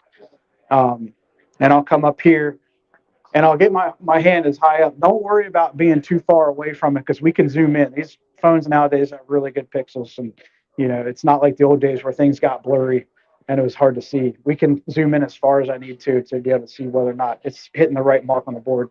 Come up good and high. You can leave your hand on it if you like. Again, don't put your fingers underneath the gill plate. Don't cover up any portion of your ID. And you don't want to do a death grip either on the fish. That's where you can get into trouble with keeping it calm. Snap a couple good pictures. Bring it up. Snap. I like to snap at least 7, 8, 9, 10 pictures. And then what I do, if the fish is still calm, I take my hand off of it real quick and I'll start snapping pictures with no hand. And then really quick, I go ahead and I put my phone away,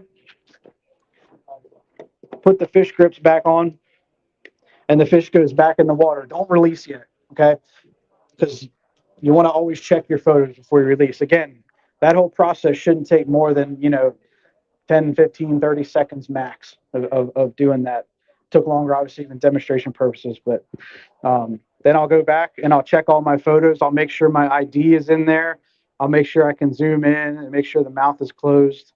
Make sure the tail's laying flat. And preferably, if you get a good enough shot, we highly recommend using the one that doesn't have any hands on it, because then you don't have to run the risk of covering something up if you accidentally did that with your hand on. So there's something to keep in mind. But that's what I like to do, and only when I know my photos are good is when I would release the fish. That's when you do your selfies and your hero shots and all that good stuff. Get a buddy nearby to snap a photo of you. And that's pretty much it. I mean, like I said, I've been doing it for so long. Does anybody have any questions? Because I feel like I'm missing stuff, but generally, that's kind of, the process, right? You want to just maintain, your composure, your calmness. More calm you are, I feel like the more calm the fish is going to be at the end of the day. But yeah, does anybody have any questions up until now when it comes to the process? Nothing. Well, that's pretty much all I got. Do you want to go ahead and release the fish? You want to go ahead? All right, grab that. You gonna grab him here? Go ahead and pull the grip apart right here, and he's gonna swim away. Ready? 1, 2, 3. All right. Hey, everybody, give McKenna a round of applause here. All right. You're gonna get a prize for the day. How about that? For all your help. That's right.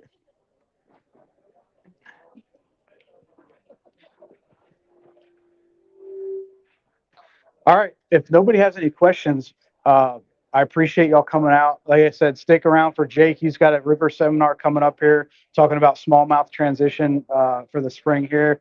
And obviously that's going to be a hot topic here in the next few weeks. So again, huge shout out to Jake's. Thank you to all the NVKBA sponsors who continue to make this club what it is. And of course, goes without saying, the anglers that make the club what it is. I look forward to a great season. And if you have questions, I'll be here for a while today. Come pick my brain and I'll be able to help you out as much as I can. That's it.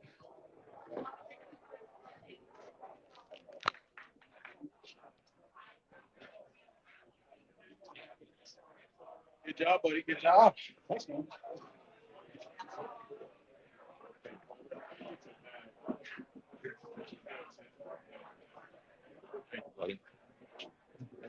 I don't want to mess it up. Okay. That's good. Pull that off here, too. Oh, I see where you're at. Yeah. It's just on the All right. Thank you, buddy. Yes, sir.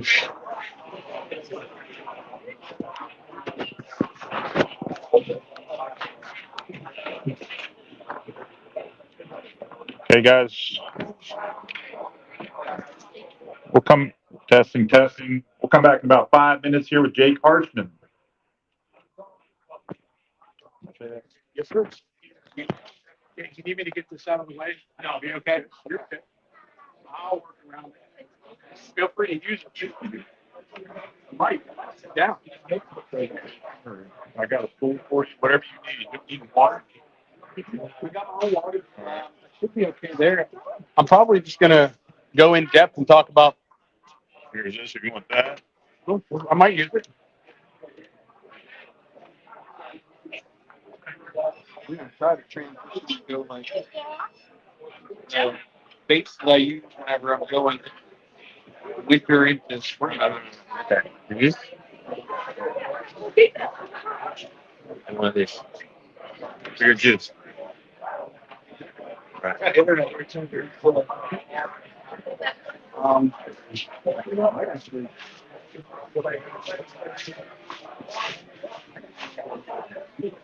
There you go.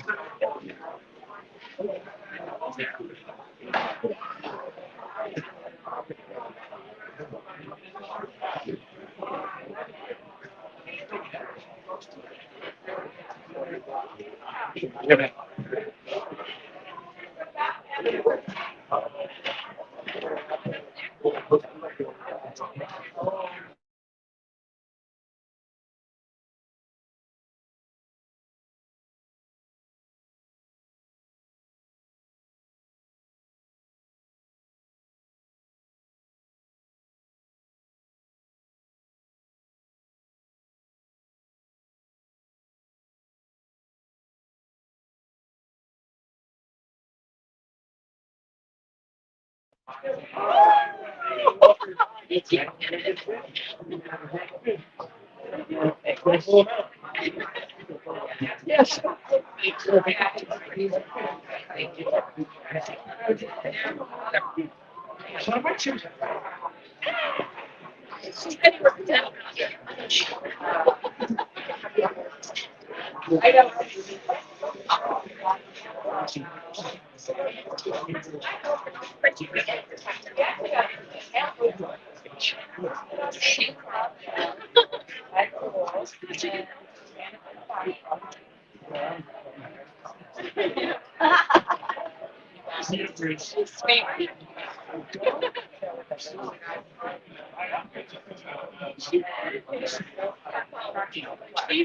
I know. I was like, man, I just yeah, kids was better.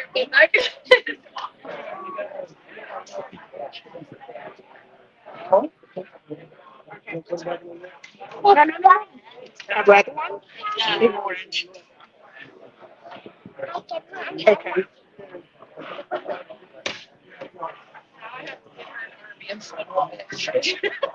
Yeah.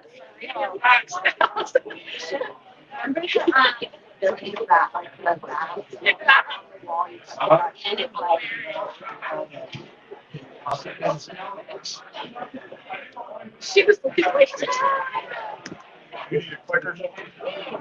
I should. Yeah. Where's this thing go? That one I'm gonna put. That's for comments, and we're gonna put two different ones. You're gonna be good because Mike's beard actually got in the way. I think. So this one can go so. Yeah. Like that. Yeah. I think you're good. Good. Works for me. And then this button is.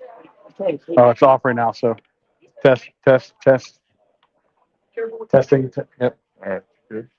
And I'll turn it off until. Dude.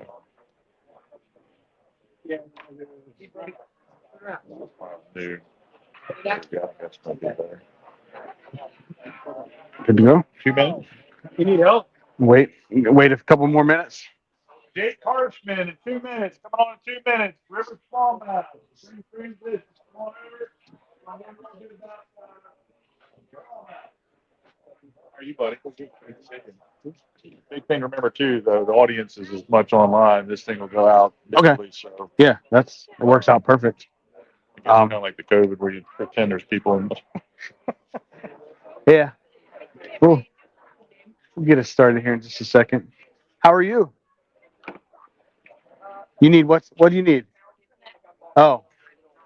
Here's what I can give you instead of a net, because I'll let mom get the net. But you want a sticker? There you go. You guys want stickers? Would you like a sticker? There you go. Here you go, bud. You're welcome. You're welcome, buddy.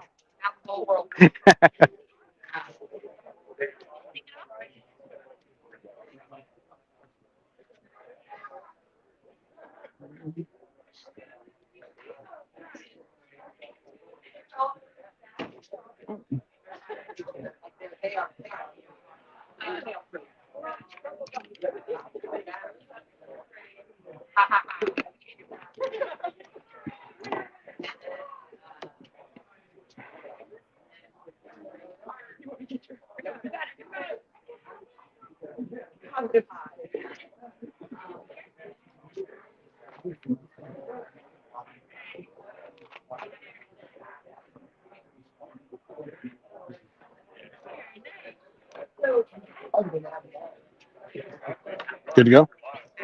Okay. How's this thing work? Test. Okay, I think we're good.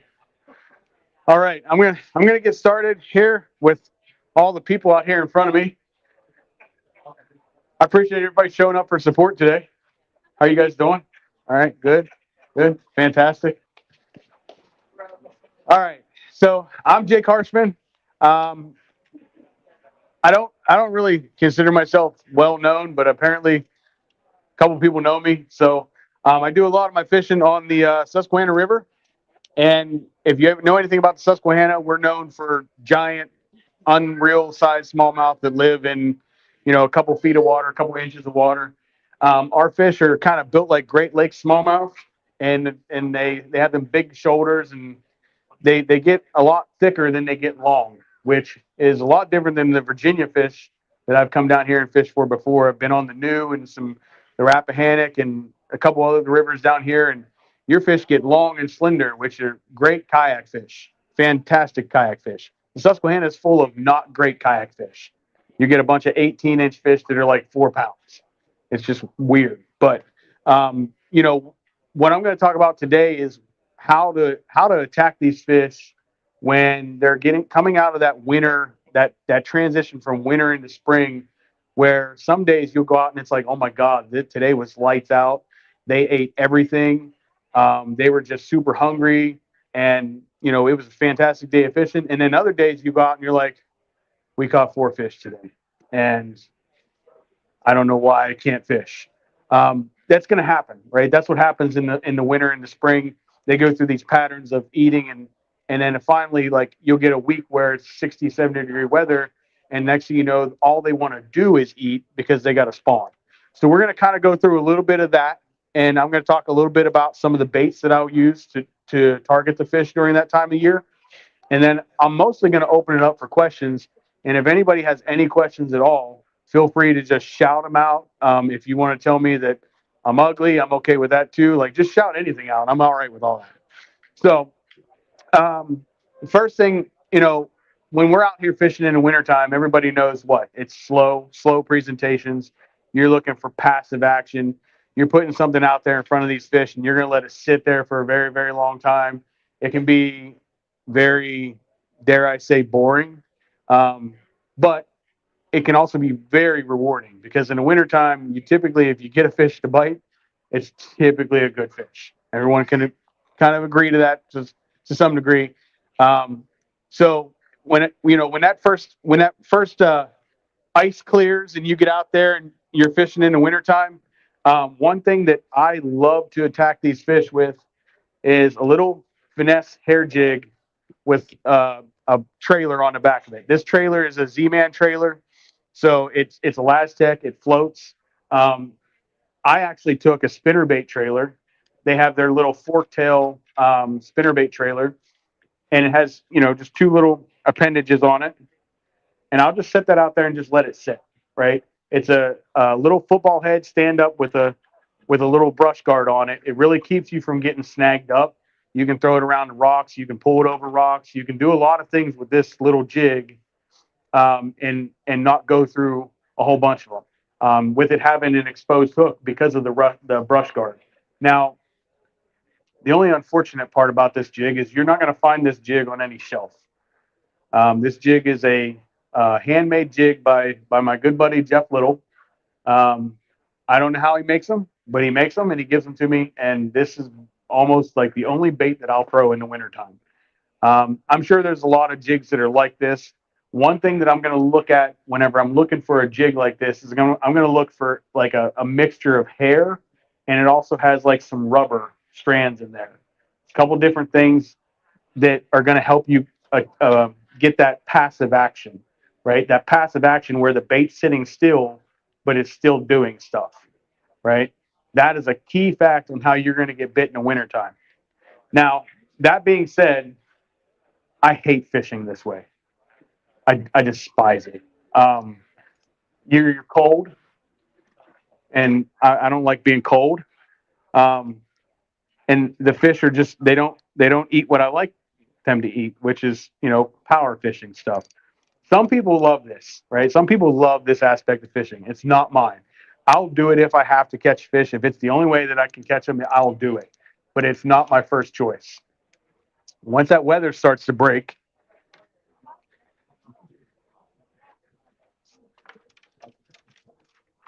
we get into these things. And these things are where my bread and butter lies. Hold on, I'm going to try not to break my rods or Mike's kayak. So, as soon as that weather starts to break and those fish start wanting to eat, they're still in their winter holes. They're still in their winter areas. A lot of times they'll move to like the furthest upstream section of a wintering pool, because that's where the food is coming first, right? They're ready to eat, so they're moving into those prime time feeding locations. Um, when you're looking at a wintering hole, you're typically looking at some depth, right? So I'll like to throw a crankbait. This is a Spro crankbait. You can find them in there on the shelves. This is an MD50, Little John MD50. It goes about 7 to 9 feet. On the Susquehanna, 7 to 9 feet's deep. Deep is relative, right? So deep down here in some of your rivers could be a lot deeper than that. It could be not as deep as that, but they're still going to be in those deeper areas where they're coming out of the wintering areas. So I'll like to have something that can get down to them. If the 7 to 9 feet can't get down to them, I would opt for like a rock crawler 55, and those things get down to like, gosh, I think like 19 feet maybe. So that's what I'll start throwing in that early part of the spring. And I cannot tell you, maybe after the ads, there will be some crankbait fishing on here, but so many fish have fallen to this crankbait or the rock crawler on the Susquehanna and Juniata. It's a very, very effective bait, and this one's especially because of how you guys can see how tight that is, right? How I shouldn't say how slim that is, right? That slenderness of this bait gives it a really tight wobble. which is what they're looking for in the wintertime. If you get a bait that's out here, it's got a big old fat body on it, and it's doing all kind of crazy stuff like that in the wintertime, that does not look natural. That does not look natural at all. They want something that's going to be coming like that through the water column. So that's one reason why this bait will work really well in the rock crawler. The rock crawler is not, I don't think it's as wide as some people think, but it gets down a little deeper and still has a somewhat tight wobble to it. So, but yeah, this color as well, green with a little bit of red on the belly. We're probably far enough south right now that your crawfish get a lot more red than my crawfish get on the Susquehanna. I don't believe my crawfish get like bright red like you see down in Texas and Florida and stuff like that. My crawfish don't get like that. So I need to have a little bit of green in there. I need to have a little bit of something green or even blue that our crawfish look like, because our water's still cold and that creates a darker body on those crawfish, right? So I'll opt for something a little bit of red in it, not like complete dark red. I have one crankbait. Actually, it might even be this video. It was a Bill Lewis MR6. I think that is literally what is tied on right there. It was strawberry craw, straight red, like red orange. I took a black Sharpie to it, and I wrecked them all day long. And then I went out the next day, wrecked them all day long. And then I started coloring all my red crankbaits with a black marker. And I was like, geez, why am I buying red? Just buy a bunch of black markers. But yeah, that crankbait is just, I mean, dark color, wintertime. They're still coming out of their, they're not warm yet. Their bodies are going to be a little darker. One thing I'll say about when we're talking about crankbait fishing too is make sure you're using the right kind of rod, right? I've seen some guys that'll throw their crankbaits on straight braid. I wouldn't recommend it. I think you break a lot of crankbaits doing that, breaking the bills and bending out hooks. But I like to throw my crankbaits on a fluorocarbon with limited stretch, but I like to have a moderate rod, a rod that's going to bend more towards the middle of that blank, because that whenever they suck that crankbait in their mouth, whenever it's coming down through there and they get it in their mouth, it'll let that rod load up on that fish and then stick them really good where you won't lose them, right? So that's a key part of crankbait fishing that I think a lot of people will sometimes mess up. You don't want to be using a super fast tip rod because it'll pull that crankbait actually out of their mouth and not allow them to pull it in and get a good hook set on. So the crankbait's fun, and it'll work for most of your springtime, but I would be remiss if I didn't talk about what I think is probably the best springtime bait that is out on the market, and that's any version of a bladed jig. I think that these fish just genuinely get unhappy, angry, hateful with this bait in the spring. I think they hate the sound of it. I think they hate the action of it, and I think that they just go wild over a bladed jig in the springtime. I think it's the best bait to fish in the springtime. You can do a lot of different things with it too. Super versatile. You can put a crawfish trailer on there. You can bounce it off the bottom, make it look like a crawfish. You can put, like I got a bait fish trailer on there. You can make it look like a bait fish. You can work it like a rattle trap, throw it out and yo-yo it. You can straight retrieve it. You can pump the rod tip and give it a bunch of different weird actions and make it do stuff. It's such a versatile bait. And then on top of that, it also comes through cover really good. I throw this thing as deep in some laydowns as I can possibly get it out on the lakes. I don't really do that as much on the river because laydowns, current, river, that's a snag waiting to happen. But on the lakes, I'll throw this thing as deep into a laydown as I can and just kind of like slowly needle it out. I think that blade being in front of it allows it to come up and over stuff pretty easy. And obviously, everybody knows that this bait is designed to be fished really around grass. Grass, you get any grass on it, and you rip that rod tip down on the Potomac.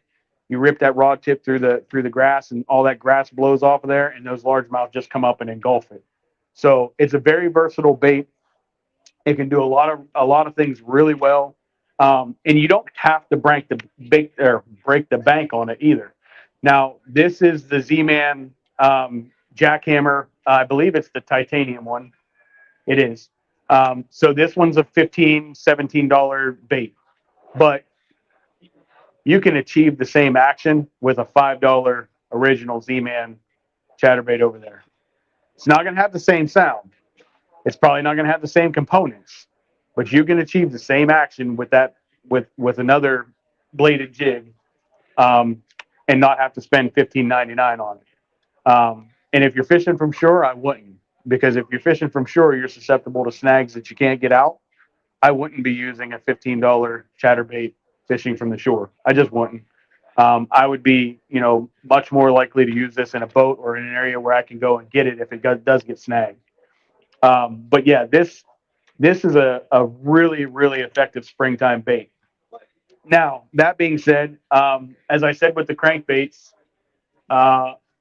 one key thing about using it, and some people will, I'm all tangled up. Hold on a second here. Some people will argue and say that it doesn't matter what rod you use or what line choices you use or what you do with this, that, and the other. I will argue against them and tell them that if you want to be very effective with this bait, if you want to have the most success rate with this bait, you're going to want to match it up appropriately with rod power as well as line choice. So on this particular setup, I run braid to a fluorocarbon leader. If I'm fishing the Potomac or fishing dirty water or somewhere on the upper bay where I'm around grass, I will throw this on straight braid, because there is nothing more violent than ripping this thing through some grass on straight braid and then feeling a big largemouth, or better yet, maybe even a snakehead load up on this thing. If a snakehead loads up on it, you can take this bait and just throw it away, because it's gone after that. But I mean, you might get it back, but it's going to be bent to heck, and it's not going to be. They'll ruin these. But yeah, like that braid having no stretch really allows you to pop that bait through that grass effectively. Yes, sir. If I'm around any type of clear water, or if I'm on the river fishing for smallmouth, I like to throw a fluorocarbon leader with it. If it's dirty, like if we got chocolate milk and this thing's, ouch, they're sharp. If it's chocolate milk and we're fishing, real dark water, I'm gonna put a dark bait, dark, black and blue on here, and then I'm gonna put it on straight braid, because they're never gonna see the braid. They may hear the braid after you've caught too many of them. Like, that sounds weird, because that braid will make a sound. But that's, most of the time, if I'm on the river, it's gonna be braid to a fluorocarbon leader. I typically will try to keep that. What is that? About 6 feet. It's a little under 6 feet. I bet I get. I'll keep it to around 6 feet, or whatever this is. Right. And this is how I do my leaders. Like, oh, okay, that looks good. And then I'll do like an Alberto knot. I wish I could say that I knew how to tie an FG knot, but I have the attention span of where's the kids at? Where's them little kids at? I got their attention span. So like, I'll be sitting there trying to tie an FG knot, and I'm like, what? Is that 13 rat? Like, I don't know. I don't pay attention. So I'm like, you know what? Alberto. It still comes through the guides and gets going pretty good. So, but a couple things to note about this bait specifically is when you're throwing it on braid to a fluoro leader or straight braid, the hook set that you're going to get is going to be deep. Like, when you set the hook on a fish with straight braid and like something like this, it's going to be buried in there, right? Same thing with fluorocarbon. If you got a short fluorocarbon leader like this, then there's not a lot of stretch in that fluorocarbon. You're still getting a real deep, solid hook set on that fish with this bait. The rod choices. Well, let me talk about speed. The speed of the reel. I like a 7-speed reel. I like to have something a little bit faster, because I want to get this blade moving as quickly as I can as soon as it hits the water. When this blade's not moving, you're missing fish. Okay. It's basically a swim jig without the blade moving, right? And a swim jig will still catch fish, but there's times that this bait is going to outshine a swim jig, right? We know that as fishermen. If this blade is not moving as soon as it hits the water, you're losing 2 to 3 feet of bite window. Okay, so you may have put it in a perfect spot. And you're like, oh, cool, great cast, and then like you don't catch the reel quick enough, or you start you letting it sink, and maybe some slack line, you're picking up line, you're missing that bite window, that first couple feet of bite window that really smart fish, that big fish, that old fish is going to be sitting there and be like, nope, good. Nope, good. Whereas if it hits the water and starts going immediately, they're like, oh, I hate that thing. And then they just eat it. They don't eat it because they're hungry. They eat it because it annoyed them, right? Who here's married, right? How many times do you annoy your wife or husband, right? They smack the shit out of you sometimes. Well, the guy shouldn't be smacking, but when we are annoyed, or when they're annoyed, they let us know about it, right? That's what you're doing to that fish. You're annoying that fish with that bait as soon as it hits the water and it starts making that sound. The rod choice for me, I like to go with a little bit longer, 7'4", medium heavy, but I like it to be a moderate fast rod, just the same as the crankbait, because you're still moving that bait through the water, and they're gonna engulf that bait and try to get it in their mouth. You don't want to have a fast rod tip to pull it away. So that moderate fast, that bend in the middle of the blank really helps you load up on that fish and lets them get that bait in their mouth, because I don't know if I should have maybe explained this earlier, but the difference between fast and moderate fast, like fast, the rod's going to bend up here, right? A lot quicker, right? Moderate fast, it's going to start bending down here and it's going to bend deeper into the blank. A fast rod tip will pull that bait out of that fish's mouth, just flat out and simple, it will. So I like to use the moderate fast rod for that. Now, rod choice can be, you know, you can go with whatever you like. Some people, there are some brands out there that are making rods specifically for chatterbaits. If you want to buy that rod specifically for chatterbaits, understand that you don't have to just throw chatterbaits on it. You can probably throw crankbaits on it. You can probably throw rattle traps on it. You can throw blade baits on it. You can throw a lot of different stuff on a moderate fast rod. So don't get like, oh my God, I gotta have just a chatterbait rod. No, this rod can do a lot of different stuff. This rod can throw one of my other favorite baits to throw for river smallmouth in the springtime. And people were like, Jake, you're crazy. That bait is like 6, 7 inches long. That's huge. Fish can't get that in their mouth. They don't care. It's a spring. They need to feed up, or they're just getting done spawning and they need to replenish those fat reserves. This bait and baits like it, I see another one up here. Very, very, very effective. Now, I'm not telling you to go over there and spend $60 on this bait, but I'm telling you that I have caught a lot of really big smallmouth, and I know this gentleman right here has caught a lot of really big smallmouth on this specific glide bait. And this is a glide bait, surprisingly, $60 price point is actually on the kind of low end of getting into glide baits, right? So, but this is a, dare I say, budget friendly glide bait. Um, I don't even want to say, at least not on the Susquehanna, you're not really even alienating yourself into certain size fish, because I've had 15 and 16-inch fish eat this exact bait. They don't have mirrors. You guys ever been underwater? There's no mirrors down there. Like, they don't know how big they are. I think they're trying to mate. Right? Like sometimes they're not really sure what they're thinking, but they have no idea how big they are. All they know is that their genes and their DNA tells them that they're a predator and they're going to be a predator. And when they see something like this, it's like, oh, I got to eat that because that looks delicious. Like, who's been to the barbecue truck? Right? I mean, like, I can smell it. I'm a fat kid. Like, I want to go out there right now and destroy some barbecue, but I was afraid to do that and then get up here and talk because I don't have to run to the bathroom.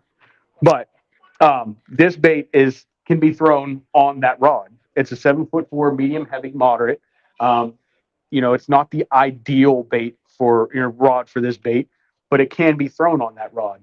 So don't get into this mindset that if you buy a chatterbait rod, that has to just be for chatterbaits, because it doesn't.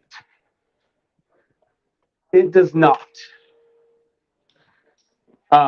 Similar to the glide bait, the springtime is probably one of my favorite times to throw the big soft body swim baits. I feel, again, we're talking about fish that are feeding up for a specific reason. These fish, they want to come out and they want to eat up because they got to spawn, or they want to replenish their fat reserves because they just got done spawning. A meal like this looks, I mean, it's so good to them, right? Because this is something that they don't have to expend a lot of energy. This is like 4 meals, right? This is like 4 crawfish, right? Depending on the size of your crawfish. We get crawfish on the Susquehanna that are that long sometimes, but this is like 4 little baby crawfish, right? So they eat one of these and they don't have to chase a bunch of crawfish around. Whereas if they catch one of these, they're like, all right, cool, I'm good for a couple hours, right? So this is a very fun bait to throw in the fall time, just because they're gonna key in on it and they're gonna eat it. I would argue and say that even your fish down here on like the Shenandoah, and especially, I know they'll eat this on the New because I've been on the New and made them eat this, but the Rap and all these different, smaller Virginia rivers down here, I know that they'll eat this. The bigger ones will. The bigger ones. You might alienate yourself into not catching some of the, sub 15-inch fish, right? But if you're out there trophy hunting for fish, this is going to be a bait that's going to get eaten really good. Um, Similar to the chatterbait, similar type of rod. This is actually a glass rod. It's a composite rod. I would say this is probably like a deep crankbait rod that I use for this. I don't have any need for deep crankbaits, so it ends up being a swim bait rod. But it's straight fluorocarbon on this, and really not much else that's special about it. This is also a spro bait. When we're talking about soft body swim baits, I don't know if you all know or have heard of the mag draft. The mag draft is very popular. Um, there's a bunch of different similar style baits out there. This is the Spro Megalodon, Megla something, right? It's a 6-inch soft body swim bait. Out of all the soft body swim baits that are made, I kind of like the way that this one is set up the best, because it has a little magnet in there and it keeps the hook close to the body, but it still allows the fish to get it really easy and it doesn't come off during the cast. So this is probably one of my favorite soft body swim baits to throw. It also runs really well. Whereas if you're fishing a mag draft, anybody that fishes a mag draft knows if you reel it too fast, it's going to blow out and come to the top of the water and do some stupid stuff that doesn't look natural. Right? It's going to look dumb. This one doesn't do that. So, and you don't have to do anything special to weight it or anything like that. So, 6, 7 speed reel, fluorocarbon, 16 to, I use Sunline, so I use either 16 or 18 pound line with it. Um, I guess, 17 or 20 would also work depending on whatever type of line that you like. Um, I use Sunline, the Super FC Sniper, so that's my line of choice is either 16 or 18 for this, and I think this is 18. But so those are some of the baits that I like to use. But and I briefly talked about where. What's my time looking like? I got 25 minutes. Um, So we talked about like the front sections of these pools, of these winter pools, right? When you're in these sections, when you're out there and you're fishing, you guys know where your winter holes are at. You know what they look like, you know where to find them, you know where they're at. The very fronts of those small little micro eddies, if the water's up, or if the water's stable and clear and regular flow, they might not be in the eddies, but they're going to be close to them, right? Because they still don't want to expend a lot of energy, right? Because it's still, the water's still cold. So the early part of the, as winter transitions into spring, that's where they're going to be at. But another thing to consider is as soon as that temperature clicks and they're like, ooh, it's warm, they start making their way to the spawning ground, right? When they're on their way to the spawning ground, whether that's up a creek or to a major, turn in the river where they're going to spawn behind all that slack water, they're eating. They're eating. And that's where a lot of these baits are going to come into play. If you're fishing for them in the winter holes, you're probably fishing with that micro jig or that crankbait, that tight wobbling crankbait.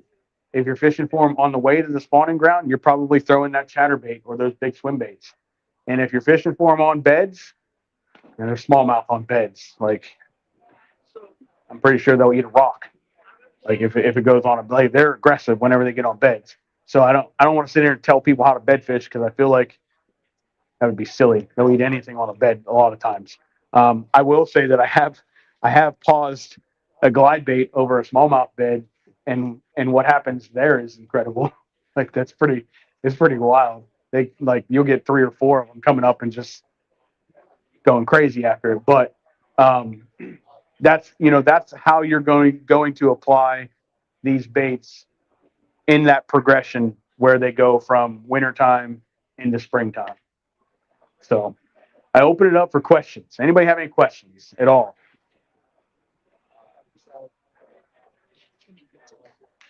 Anybody want me to talk about summer? So I've been having to go up to 8-to-1 reel on Susquehanna, casting up river and like getting, So at a normal to be able to reel at like a normal pace. there are times on the Susquehanna where you have to have a very fast speed reel to keep up with these fish. I'll use a lot of 7 speeds, but I will fill the 7 speeds up, so it's almost like an 8 speed. And I do that because I feel like I can be more versatile with the 7 speed if I have to slow it down.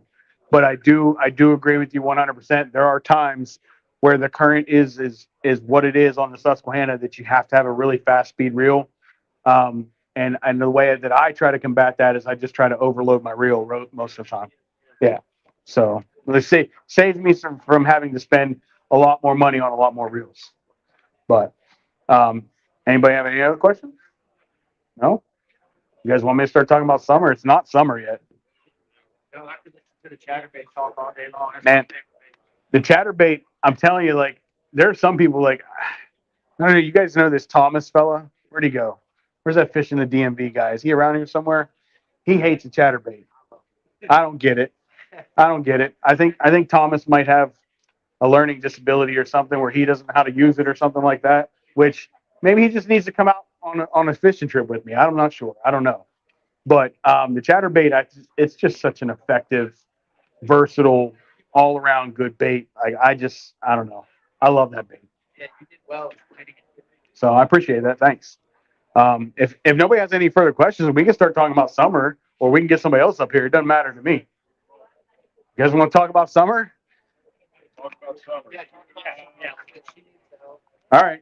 So summertime for me on the Susquehanna, I don't know about on some of these rivers down here because it's hard for me to drive past the Susquehanna to come down, to some of the smaller rivers down here to fish during the summer because I try not to be out super long in the summertime. Like I'll be at the boat ramp at 4 o'clock in the morning and I'm getting off the water by like 11, right? Because I don't want to stress these fish out when the water temperature is 85, 90 degrees and the air temperature is 85, 90 degrees. I feel like you can do a lot more damage to these fish in the summertime than you can in the spring or winter or fall. So I try not to stress these fish out if at all possible in the summer. But that early morning topwater bite on the Susquehanna starts in June, sometimes maybe late May.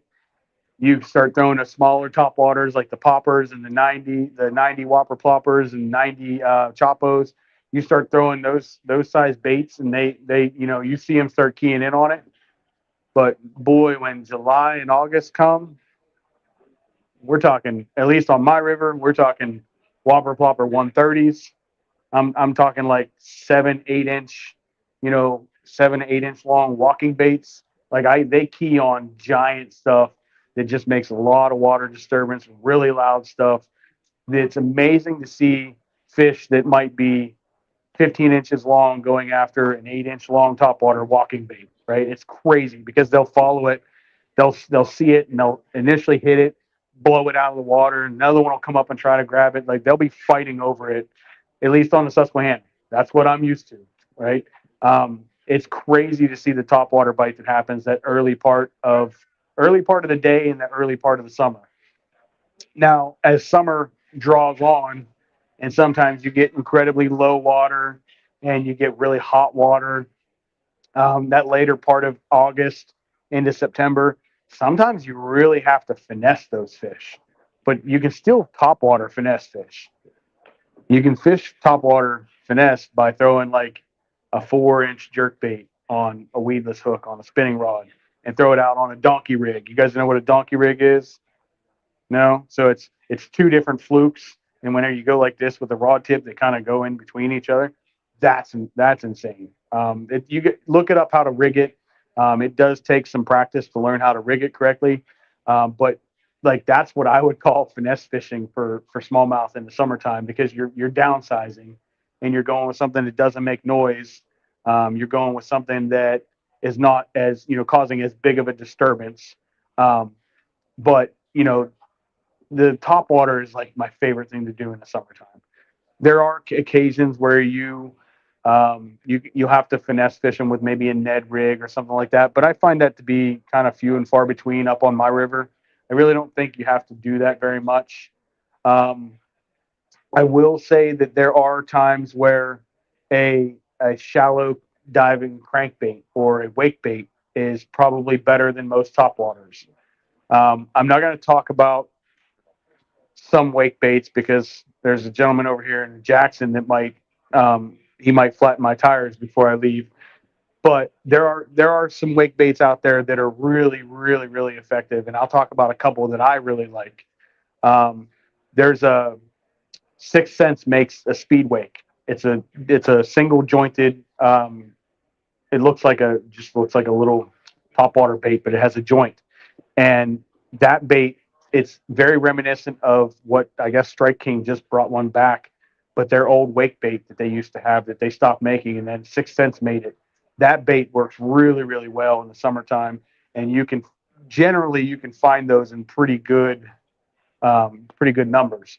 The wake baits that I'm not going to talk about, you can't find in good numbers, and they're like $25, $30 on eBay, and I just I don't want to ruin my stash. So, but there's some really good opportunities for wake bait fishing in that summer time frame where it's just below the surface. You can see the little, you can see the line of it coming through the water, but they just go crazy over that wake bait. I think that's like a big time July bait for me is a wake bait. My rod selection, my bait selection going out in the summertime, I'm looking at like a big plopper style bait. I'm looking at a wake bait, a big 7-inch fluke, um, and most of the time in the early part of the summer, I don't even take spinning rods out with me because I don't know. I'd rather not finesse fish. If I'm only going to be out there for a couple hours, I'm there. Probably only going to be throwing top water. But yeah, that's at least for us up on the Susquehanna. That's what we have.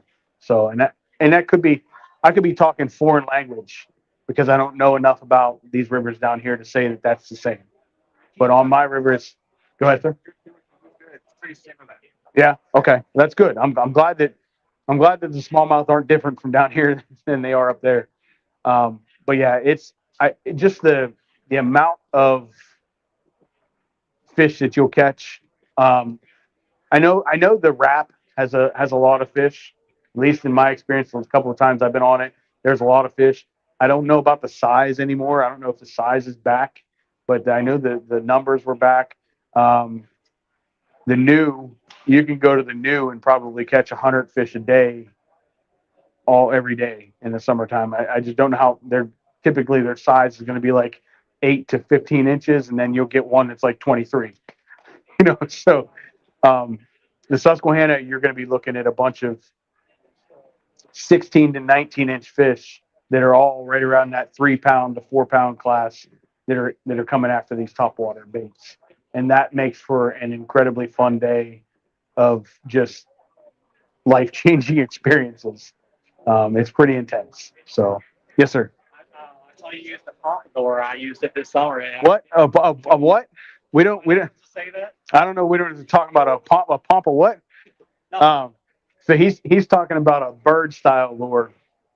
I actually, it's a crawler bird style. It's got wings. It's got little metal wings on the side of it. When you pull it through the water, it just sits there and walks back and forth, but makes a lot of water disturbance. Our fish absolutely love that bait.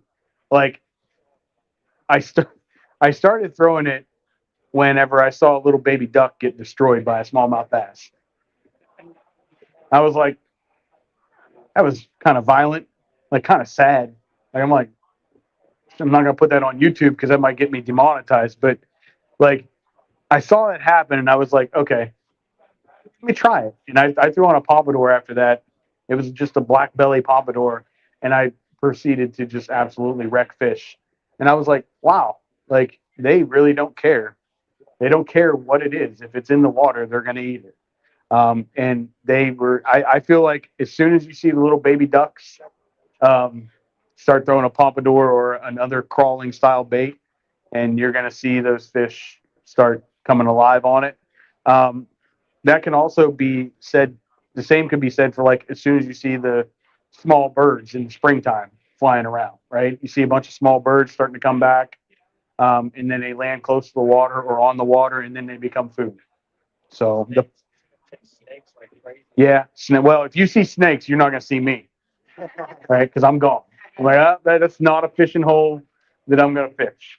I went down to, it's been a number of years, but so the Kayak Bass Fishing National Championship used to be held on Caddo Lake in Louisiana, or Caddo and the Red River and all these different places. So I went down there the one year thinking to myself, like, man, this is going to be such a cool experience.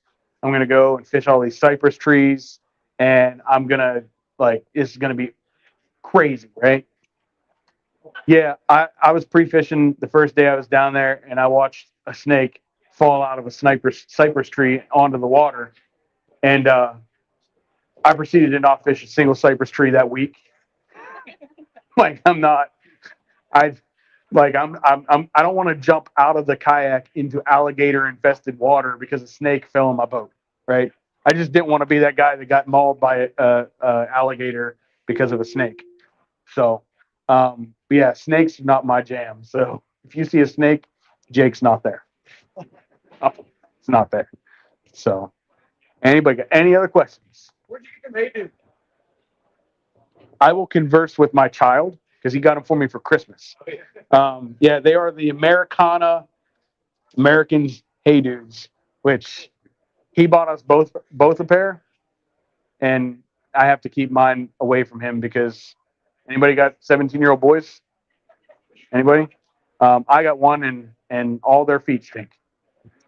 So he ruins all of his Hey Dudes, and I have to keep mine away from him. That way my feet don't stink. These are my sons. These are mine. Yeah, he tried to steal my Crocs. I won't let him do that. I won't let him steal my Crocs. But What do you think your opinion is on, so like in the wintertime, you think the sun can be your friend, and in the summertime, obviously? so I think in the wintertime, if you get some sun and some clear water, it can certainly help. I've actually caught spinnerbait fish in sub 40-degree water because of the sun. It's not very often that it happens. I wouldn't recommend it, but I have had that happen on the river because of the sun, because of the flash. It drew those fish in. Um, in the summertime, you get high sun with no clouds. Man, that can be a tough day. That can be a real tough day. I think at that time, they're looking for the deep boulder shade rock, or they're looking for shade. Period. And sometimes, on the Susquehanna, I found it where we find fish in places that you didn't think fish could be, right? Because there's like 4 inches of water over there, but it's got shade, right? And then you go over and like you throw a lure in there and there's a fish there. You're like, how is that possible, right? Because they're just looking for shade, and if they can't find it in the deep boulder rock, then they go wherever they can find it, and that's typically on the banks. So yeah, the summertime, the sun can really not be your friend for sure. But You prefer, what is that, a 795 Fury? I don't know. The other one, the Swim bait. Thomas, your stuff. Your stuff is making all kinds of noise. I'm not sure why it's happening. 795, yeah. So this one's not mine. I'm actually on the ambassador with the Temple Fork Outfitters. They're widely known for their fly fishing rods, but they have a pretty good conventional line too. So I use everything is TFO. My typical swim bait rod is a 7.6 heavy, moderate, fast. So, and that's a lot of times like there's guys that I've seen flipping rods that are like a 7.9 heavy, moderate, or extra heavy, moderate. Those makes for some really good swim bait rods because they have that bend point that you need, and they have that backbone to get those big baits out there. So. I thought that was your setup. No, sir. No, I believe this one belongs to Mr. Mike Ortega, who was just up here before me. So. I've got an 806. It's such a treble hook style. Mhm. There's a big difference. Oh, for sure. For sure. But anybody else? I'm gonna go get me some barbecue. Yes. I appreciate you guys. And gals. Did you talk about what you're doing? I didn't, sir. Hey, real quick, before you leave, tell us about what you're doing now. So I opened up a guide business on the Susquehanna River this year. I'm still going to be doing a lot of kayak fishing. Kayak fishing is probably my first love, my first joy, but I fell into a really good opportunity to have a really nice boat, and I got a pretty decent knowledge base on the river, so I'm going to try to use that to maybe show everybody else what Susquehanna has to offer. So. My guide business. Well, let me get some backstory. Like I don't know, like you're just Yeah, it's Thomas. Thomas. He's like the Wizard of Oz. He's a child a little bit. He is. Yeah, just a smidge. Smidge child. Yeah, smidge. Yeah. So I live in Hershey, Pennsylvania, and my guide business is called Chocolate Town River Guide. I like it. And Thomas likes to make fun of it and call it the Willy Wonka Guide Service and things like that. So. But yeah, that's playing off the chocolate name for sure. So good stuff. But thank you. Appreciate you having us down, having me down. Yes, sir. Thank you. So, oh shit. Appreciate your time. Thanks, bud. You too. Dude, awesome. Thanks, bud. That's great. Appreciate it. Thank you so much. Oh, Bags too, real quick. what's that? Yeah. Yeah, for sure. Let me turn this thing off. Oh, there we go.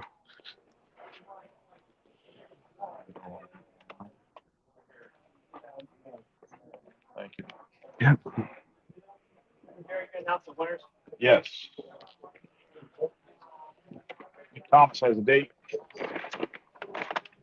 Who's getting this next? Me. Okay. Moi.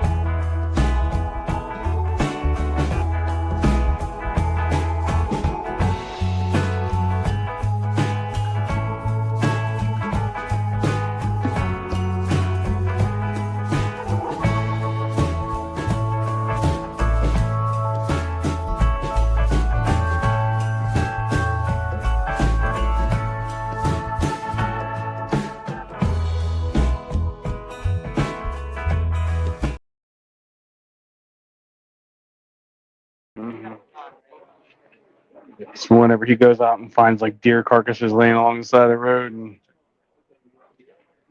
I mean, it looks nasty as hell, but I guess it'll work. catches. You would be on a spinning rod. Me neither. I got three.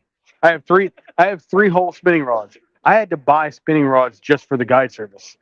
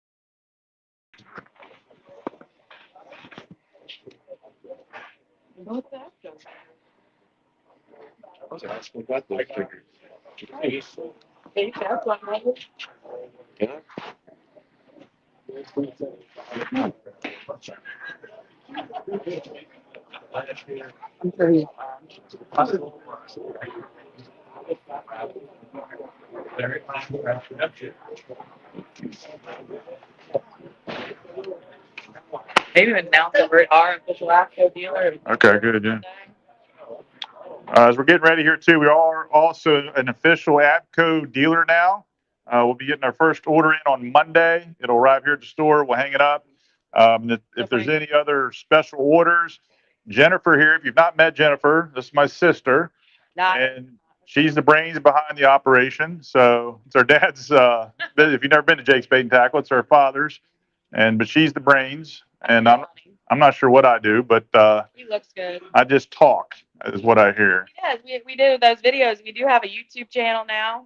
We're trying to push towards, and I learned I'm not good at talking and getting people talking. And I'm like, this sucks. I didn't even before I was post it. But she's got a memory like of a trap, and she can remember a lot of things. But if you have things that you want, you need, see her, and she'll get it in. Jake, real quick. Appreciate Jake coming and speaking. And remember, as he was saying earlier, he's doing a guide service now. And so we just appreciate him sharing in his knowledge and information. Here you go, a little gift card from Jake. Thank you. Thanks, Jay. Thanks for the invite. And so you know too, Thomas, I want to give a shout out to Thomas Aarons with Fishing the DMV. If you're not following him, the podcast takes a lot of time and effort and energy. Thank you, Thomas. He doesn't like attention, you see. Great job, Thomas. But no, he's doing great things. And so what I love too about that is everything you saw today was digitally captured. You can go back and watch it on YouTube. So follow his podcast, his YouTube channel. Lots of great content, information, knowledge, most of it local. And so he's doing a lot of great things for the fishing industry. Mike, and I think pretty sure this was one of Mike's ideas. I keep saying that, and I think it was his idea. So Mike with NVKBA, thank you for always being part of this and doing what you do. If people want to get involved competitively with this, how can they do that? We got nvkba.com. It's a website that gets quite a bit of traffic nowadays, and thanks to all you guys. Reach out to us there, admin@nvkba.com. It goes right to my phone, so I should be able to see it.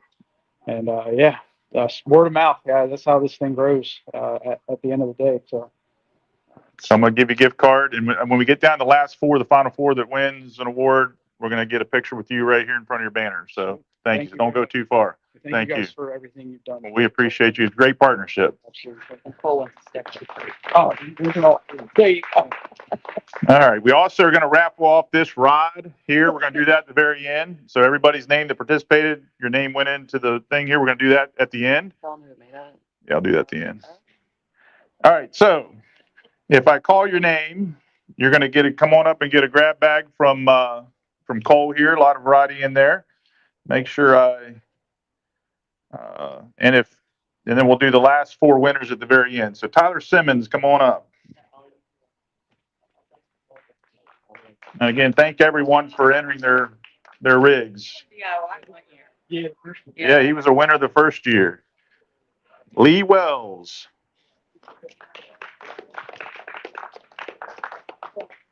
Thank you, Lee. Thank you. Brandon Howe. Oh, he was our big winner last Yeah, he was the big winner last year. year. I didn't want to judge this year. I didn't want to do it. Greg Oaks.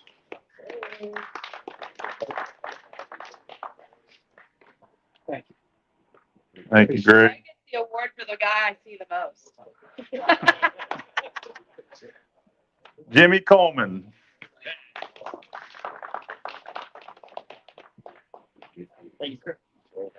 Will Brewer.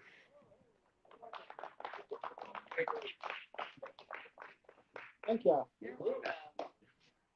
James Hall. I think James has also been a previous winner. He was previous. James likes to chase the snakeheads, right?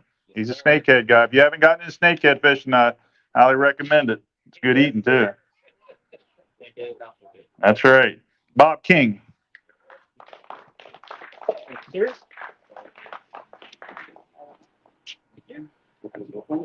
Emily Reinhardt. And he says, "Oh, thank you, Emily." Michael Jones.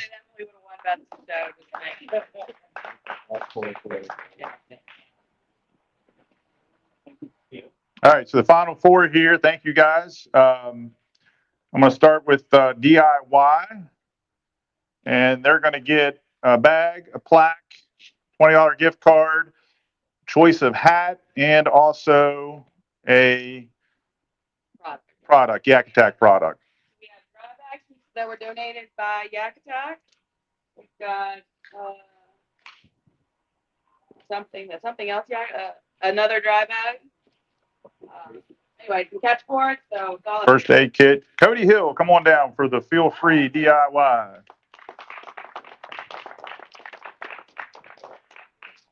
and he gets second place for the guy I see the most.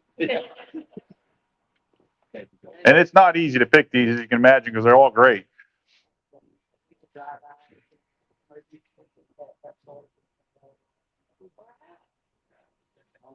I've said before, you may not have heard me say it, but one of the things that I think is extra special about this is the collaboration amongst those participating.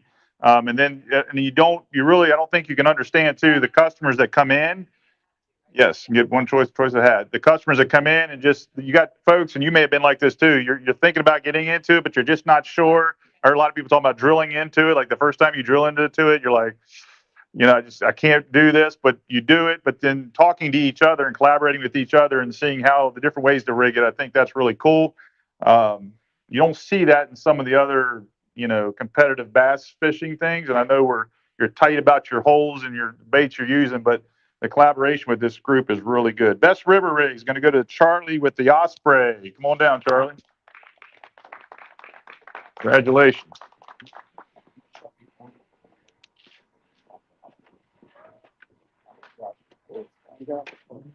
Bride's not, and I wanted to promote him real quick. So we also wanted to show the awards that the guys are getting. We upped our game this year. We have a local guy. His name is Brian Brooks. He's Bat Dad Woodworking. He does amazing things. If you ever need anything made, he can do the laser etching. He can make a lot of things. He does a great job. That is who gave us our awards this year. Thank you. Best big water rig is going to go to Bill with the NAR. Come on down, Bill. Thank you. He had 2 in it. You get a choice of a hat and a.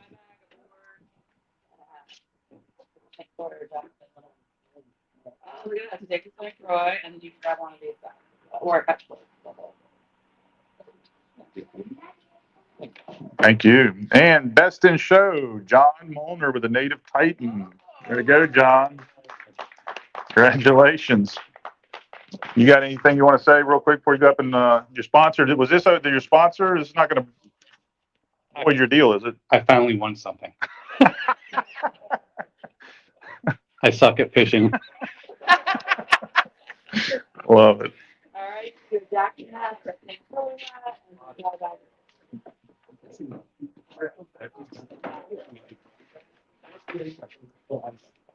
okay.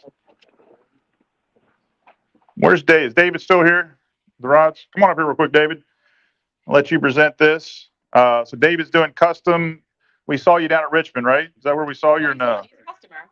Okay. But you were at Richmond show, right? Yeah. Talking at Richmond Expo. That's where I was. Yeah.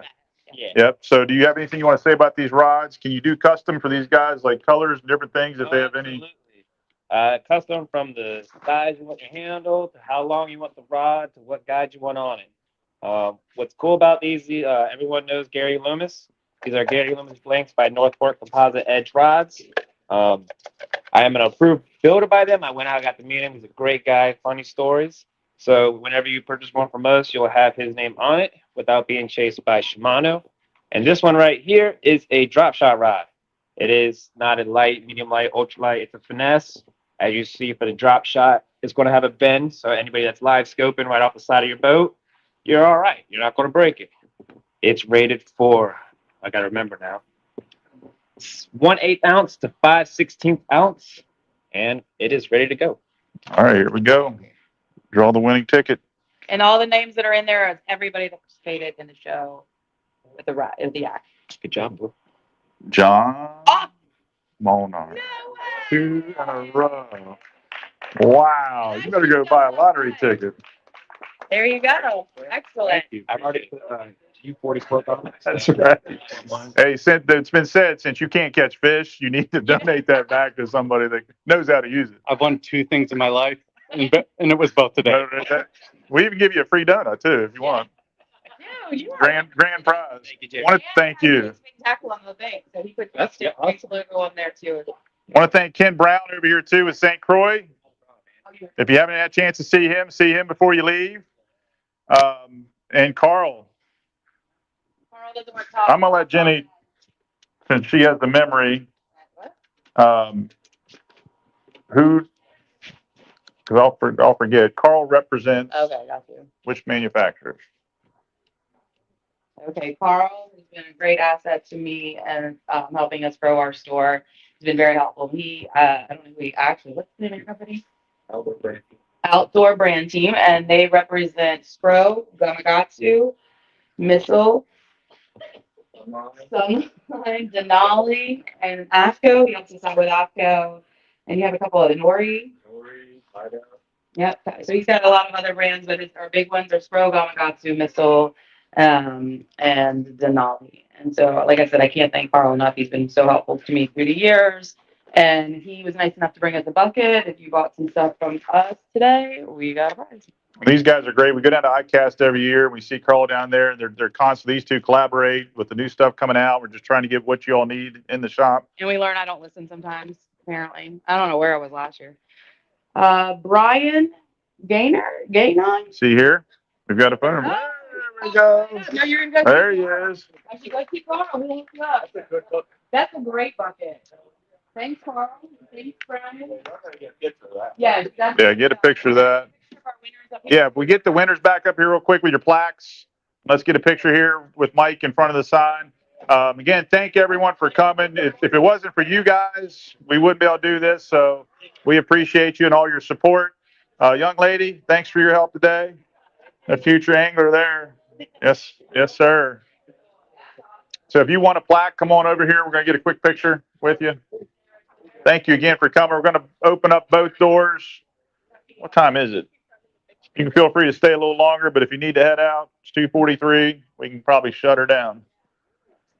Thank you again for coming.